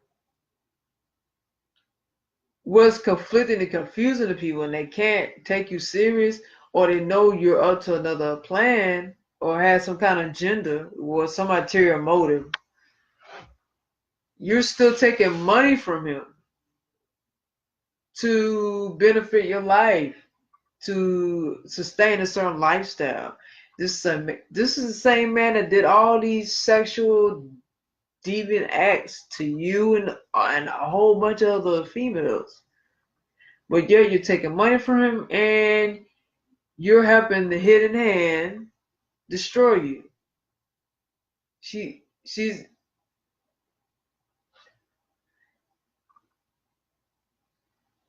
she's partaking in destroying RKelly all at the same time, as he should be destroyed.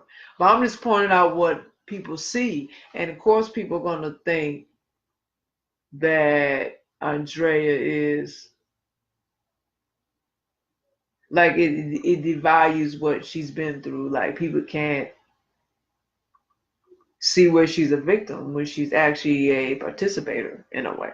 Because like not only, and then you gotta look at this though. This and okay, so certain survivors they've brought girls to R. Kelly and partaken in the acts with R. Kelly.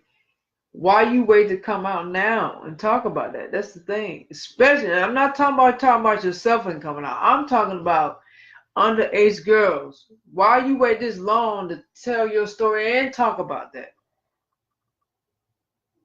That should be alarming right away. If this man is you helping partake in something like that, of bringing in other young girls, how does that make you look? That's the problem.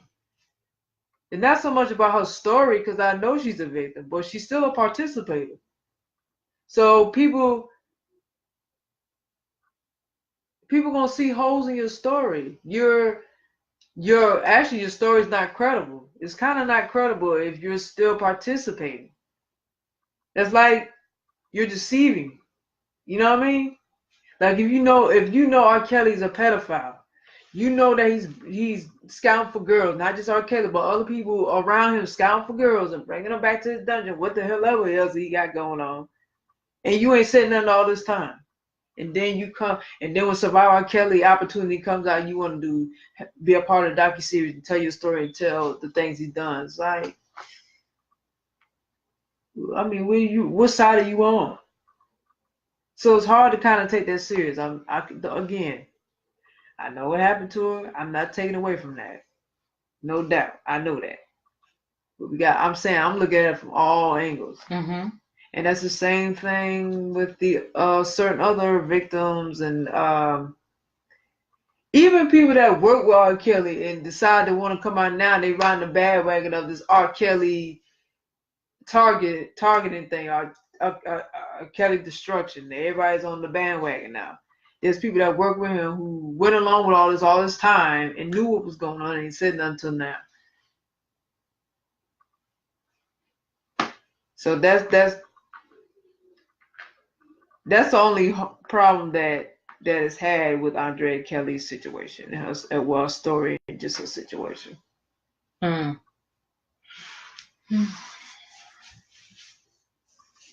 Wow. Yeah. Okay.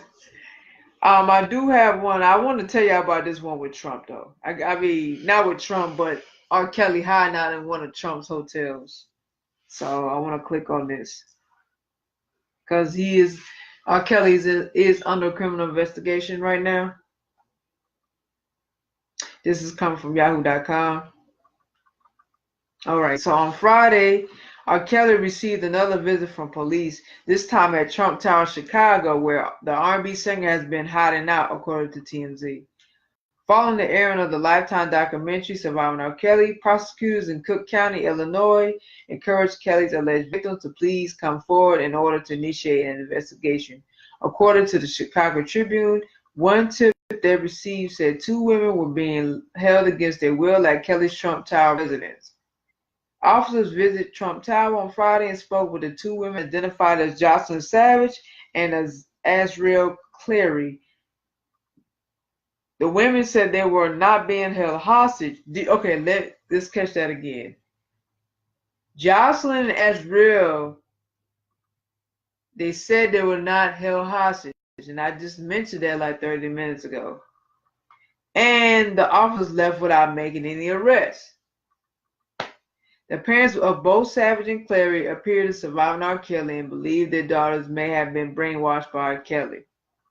This was the second time in as many days that Kelly was visited by police. Early Thursday morning, officers crashed Kelly's birthday party, which y'all can check that on TMZ. It's on social media. After receiving a tip that he had an outstanding warrant for his arrest. However, after speaking with R. Kelly, officers determined the information to be inaccurate and let him walk free without incident. For his part, Kelly maintains his innocence and contends the docuseries is a vendetta. And by the way, he's going to sue Lifetime for them putting out this docuseries about him. I'm sure y'all been keeping up with that. If you haven't, go YouTube it, Google it, Yahoo it, whatever you got to do. But check out that story too. I think that's full of shit. Whatever, R. Kelly, nobody cares. You're not threatening to nobody. Anyways, allegations of sexual misconduct involving women and underage girls. The allegations aren't true because he never knowingly had sex with an underage woman. And see, I heard that side too. See, they saying the girls that he had sex with weren't even underage, which is true because some of them are not underage. So we got to tackle that issue too. He never forced anyone to do anything because some of them girls willingly, like I said, willingly wanted to go with R. Kelly. He never told any. He never held anyone captive. He never abused anyone, said Greenberg. He also said that in the past, women have come on to Kelly in the hopes that he would assist them in furthering their own careers, which is probably the main reason. Yeah, that a lot of the girls with R. Kelly, I'm talking about the ones who willingly wanted to because they thought they was going to get a career. So so with this, thinking they was going to get their careers further, they became disgruntled when their own careers stalled and issued false allegations. So see, we gotta look at that. That's why I said this. To me, this is all this is also a setup. This is scripted too, all to exploit R. Kelly, and R. Kelly's in on it, I'm sure.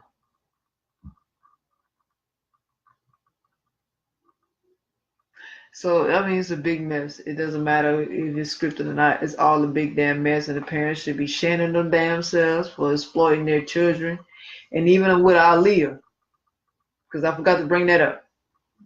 Even with Aaliyah, when R. Kelly dealt with Aaliyah when she was 15, and then she got pregnant, but she got abortion, and that's when him and R. Kelly got married. But that was at a hope. That was done. The parents made sure they got her out of that situation. Cause I'm sure she went through some things with R. Kelly. It's not publicly talked about, but I'm sure she went through things with R. Kelly. I mean, there's one incident where that's it, and that's why I have a problem with the black community because R. Kelly was in the room with Aaliyah and his mother, and they all having sex. So you call that black woman leadership? Because that don't sound like leadership to me. And and that's the thing with some black women. You want people to, but you don't give yourself respect. This is how you treat your children. You just feed them to the wolves because you getting something out of it, and you wonder why black females are not valued. And even with this R. Kelly situation, how some of these black girls are treating this whole situation. I'm talking about the ones involved, like they're willingly going and exploiting themselves and getting money and fame and whatever else. Make a lot of black females look bad. That's it. So I'll say we got to do better as a community. We got to do better. It's so much surrounding this. I mean, there's been celebrities who address this issue. I'm gonna post all that too. Of course, John Legend, that's the biggest one that's circulating out there right now. John Legend has talked about it. Bun B, Neo, Tank has talked about it. Jada Pinkett, and by the way, Jada Pinkett, I think, did a red table about it with her family. So go check that out on Facebook because she did say she was going to do a topic on this. Because before she was going to do a topic, she actually addressed it on her Instagram, I believe, and she spoke about why she was trying to understand why people are downloading his music because his downloading streams spiked after the Surviving R. Kelly series, and she was just trying to understand what is the reason of people supporting is because they're trying to understand why R. Kelly's doing what he's doing, or trying to decipher what he's saying in the songs pertaining to his life, you know, for the mind of him being a pedophile, or they just listen to it because they love it. So she's just trying to understand what angle people are coming from, and she was saying black girls are devalued, obviously. So, and then it led to her doing a red table with her family. So check that out when you can. So again, all those people addressed it: Jada Pinkett, NDRE, Columbus Short. He shouldn't even be talking shit about nobody. He beating on women, whatever. Um, who else? Amarion, Dame Dash. That was another big thing. Dame Dash, that him addressing R. Kelly sex crimes, and him and Nick Cannon going back and forth, because Nick Cannon has a channel on YouTube, but the podcast is called Cannon's Class, and they brought up the situation about R. Kelly and Jay-Z and Aaliyah, and how Dame Dash separated himself from R. Kelly, but he's contradictory because you're appearing in this man's videos when you saying and publicly that you had no dealings with him, period. You wasn't around, but it doesn't matter if you wasn't standing next to him. Mm-hmm. But if it's R. Kelly name attached, you still involved. And the shit you talked about with Liar Cohen, the CEO owner of Def Jam, the white guy. I mean, Dad talks about that a lot, but this picture of him all laughing and all. I mean, there's one picture he like laying on the side with him, look like he on a couch or something. They just laughing. But I thought you said, this and that about him. So I mean, he couldn't have been that bad. He cut y'all some checks, right? I mean, same thing with R. Kelly. I mean, he couldn't have been that bad because he brought y'all money to Rockefeller, and you did videos with him.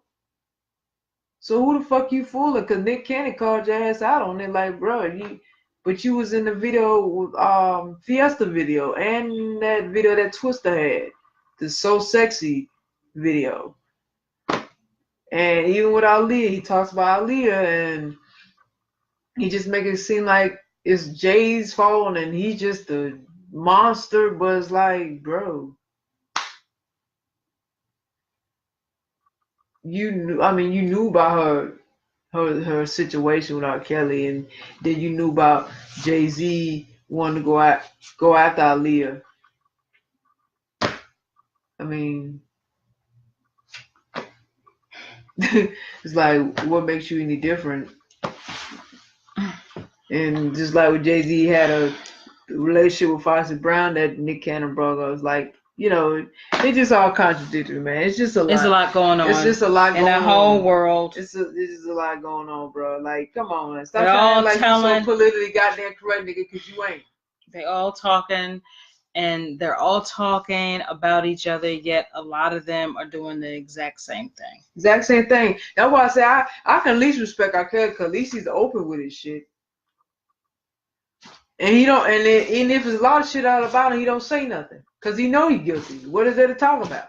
He ain't going to try to look holier than thou, and I'm this, and I'm bad, and I'm good. I look good to the public, and he ain't putting on no front. At least he being who he is.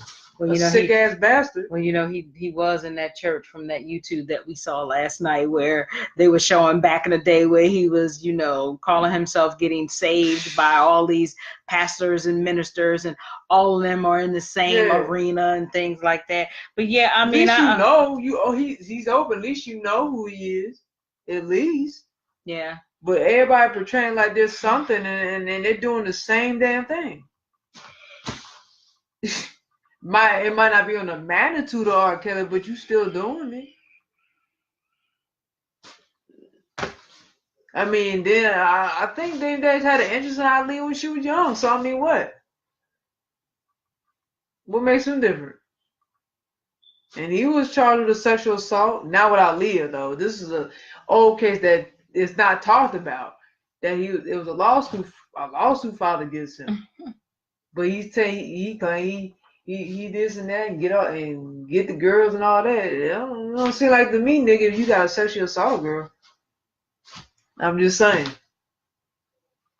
But hey, like you said, Jade, It's a lot it's going a on. lot going on. So yeah, so there's more. I'm gonna post all this. So I'm gonna address all these people that I just named. I'm gonna post that up who addressed our case situation.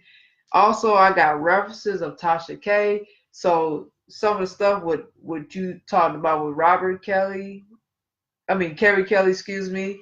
Tasha K has footage of Carrie's Excuse me. interview. So if you want to check that out, please do, because he goes into the detail of their childhood, the mental issues, the molestation, and R. Kelly's career and the things he was doing and what Carrie saw when he was around R. Kelly.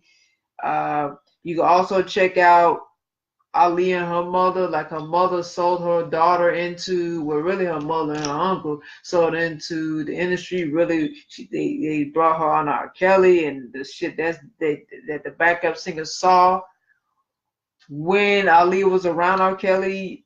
I'm gonna post that up. And I got a few other ones. R. Kelly has daughters. One is transgender. She has nothing to do with her father and her. And R. Kelly's other daughter has nothing to do with R. Kelly. They do have Instagrams as well, but I do have stories in here about them. I'm gonna post all that. It's so much to cover.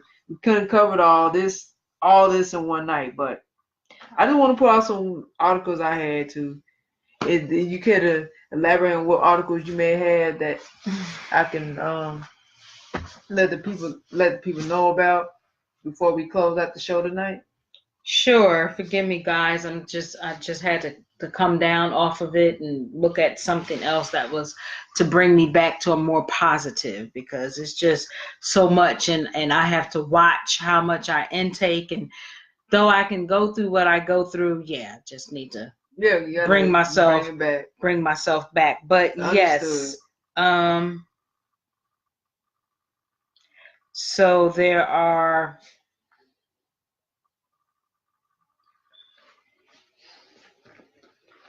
So, I'm sorry. So on our Chit Chat Chew Show podcast, it is someone giving. Amanda Seals. Amanda Seals is giving her feelings on this whole R. Kelly situation. So if you are not, if you have not liked our Instagram, okay, check us out. Chit Chat Chew Show podcast. It's you just look that up. Chit Chat Chew Show podcast. It's very easy to find. You can like us and you can follow us on that and other a wealth of information. You can also, let me just see, Amanda Seals talks. Yeah, that's the one you just clicked on. That's why I put the title before. So here too? Yeah. So both of these are the same. Yeah, it's just different. She just gives different views on it. Yeah. Okay. So, and then we have India Irie. Yeah. You can read that you can, by following us on Instagram, Chit Chat Chew Show podcast. India Irie has her take on it as well. Okay. And let me see, Nick Cannon from the it's coming from the dailymail.co.uk, where Nick Cannon apologizes to women for remaining silent in industry designed to take advantage of women, as he addresses that 2003 R. Kelly collaboration. Okay, so you can read about that as well. In the WashingtonPost.com, there is another article that talks about Lady Gaga denounces R. Kelly, vows to take duet off streaming service. Again, that's coming from WashingtonPost.com. There is another from Sentinel. Let me see. Sentinel and Enterprise. Gaga Kiki denounce R. Kelly. You can read about that one. And Kiki meaning Keke Palmer. Keke Palmer and Gaga denounce R. Kelly. So that's another one that you guys can read. People.com has something in regards to R. Kelly's birthday bash interrupted by cops who received false call about warrant for his arrest. Which I just spoke about that a little bit. Just spoke about a little bit. AJC.com has an article on Facebook removes surviving lies, page attacking R. Kelly's accusers. Of course they would. That's from AJC.com. Vulture.com. R. Kelly under criminal investigation in Georgia, and 2 women alleged misconduct in Chicago. Which I touched on that. You have XXLMag.com about looks like a lie detector. R. Kelly's alleged victim asked him to take a lie detector test. But see, it's Asante McGee, which she was exposed to. See, this is why I'm saying there's different angles to this whole thing. So, of course, I spoke on, but this is a kind of another related article from what I spoke on. R. Kelly's brother, Kelly, details childhood molestation by older sister, which his sister's name is Teresa. And there's the footage with him and Tasha K. He does a full-on interview detailing so much. Go check out Tasha K channel on YouTube, Unwired with Tasha K. Goes right into all that. We have NewYorkDailyNews.com that speaks of R. Kelly reportedly suffering severe panic attacks as Damning Lifetime Series 8 airs, as judge grants emergency motion to enter his Chicago studio. Yeah, we do. And plus whatever I spoke on, it will all, be posted up for everyone to read at your leisure if you are interested. Okay. I'm going to go right into social media because I am wore out now and I have to continue to come down and get back into a decent space because I don't want to bring negative energy when I rest my head for the evening. I gotta shut down too, man. I'm tired anyway. It was a lot, but it was a lot that needed to be told from all angles. Okay, because as we know, there's 2 to 3 sides of the story: his, theirs, and the divine creator. So with that being said, thank you guys for tuning in and listening. Peace and blessings to you with doing that. Make sure that you go to our Facebook. We have different Facebooks. So the first, you can like our Facebook page at Chit Chat Chew Show, LLC. Again, that is Chit Chat Chew Show, LLC. You can go there and you can like, and you can look at all replays of our podcast. You can also join our group on Facebook, which is Chit Chat Chew Show Podcast Group. If I'm saying it right, Chit Chat Chew Show Podcast Group. You can join us. You can go to, if you are part of the LGBTQ community, you can go there on Facebook and like our Facebook page as well, and the allies. You can also, while we are in, how do I want to say it, getting our site up, we have Be Authentic, okay? B as the capital B, and then the capital A as Authentic, AUTHENTIC. So that's B and then Authentic, okay? Go to that Facebook page. We are getting that together. Be Authentic has a sister page as well, which is Boss Swag, which is BAWSESWAG. So both of those sister and brother pages are going to be for our soaps and just upcoming apparels and accessories. Okay, so watch out and tune in very soon. And I want to do the website, and I want to do LinkedIn, and then I'm done for the evening. You did the website. www.chitchatchewshow.com. I thought I just heard you say that. No. Oh. No. But if I did, okay, I'm putting it back out there. www.chitchatchushow.com is our website. LinkedIn. We are on LinkedIn. So if you are on LinkedIn, Chit Chat Chew Show. Can't miss us. We're the only ones that's called that. So Chit Chat Chew Show on LinkedIn. Okay. Okay, so I'll make this real fast for you guys. We have an Instagram. Go to Chit Chat Chew Show Podcast. Follow us there. We have a Twitter at cccs_podcast. Once again, cccs_podcast. Follow us on Twitter. We tweet about us and our show. We have a YouTube. Make sure you subscribe to our YouTube channel, Chit Chat Chew Show Podcast. Hit the bell for notifications to get updates about what we got going on with our show and just our show in general.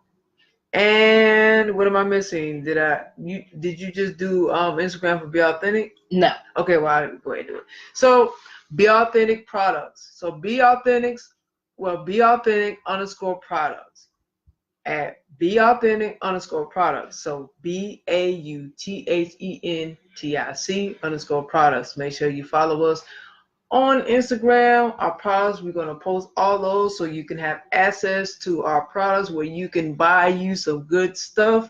Please support what we got going on, okay? Mm-hmm. We got some new products coming soon. It's going to be dope. We're excited about that. And see, make sure I'm not missing anything. Yes, that's it. That if is we it miss for the anything night. in inboxes here on Chit Chat Chew Show, and we'll make sure that you stay in the loop. We thank those that have definitely supported us from day one, or if you just supported us by sharing and however you supported us, we appreciate it. Also, make sure you be good to yourself. Like I always say, wherever I'm at on social media or in person, be good to yourself. Self-care should not be an option. It should always be a necessity to take care of yourself each and every day, however that looks for you, from the smallest thing to the biggest thing. If again you or someone you feel like you have been abused in any kind of way, that National Domestic Violence Abuse Line information that I left on here, please utilize it, share it. Okay, we no longer have to be victims. We can or silent. Okay, we don't have to suffer in silence no more. We can be overcomers. We can be survivors. Okay, to share our stories. If you want this to be a platform to do it, you can actually come to my platform if you like to, because we don't really have platform. We don't really have guests anymore on our Chit Chat Chew Show podcast. But Aisha Speaks Jade, that's my personal platform. I certainly, if you missed it, go and like my page on Facebook, Aisha Speaks Jade. I do have a podcast platform where I just had my very first guest on there last week. Check it out. If you need to speak, you need your voice to be somewhere on the platform, I'm definitely open. Let's connect. And I will post clips too of this previous show that she just did. Okay, the interview. I will post that on Instagram as well. And make sure you follow Jade on Instagram too now. Tell them what your Instagram page yes. So everything. Okay. So of course I have my Facebook. I won't be doing my live tonight. I'm burnt out, to be honest. But I'll be caught up tomorrow. But my platform media is Facebook, Instagram, Twitter, LinkedIn, and I have a YouTube channel.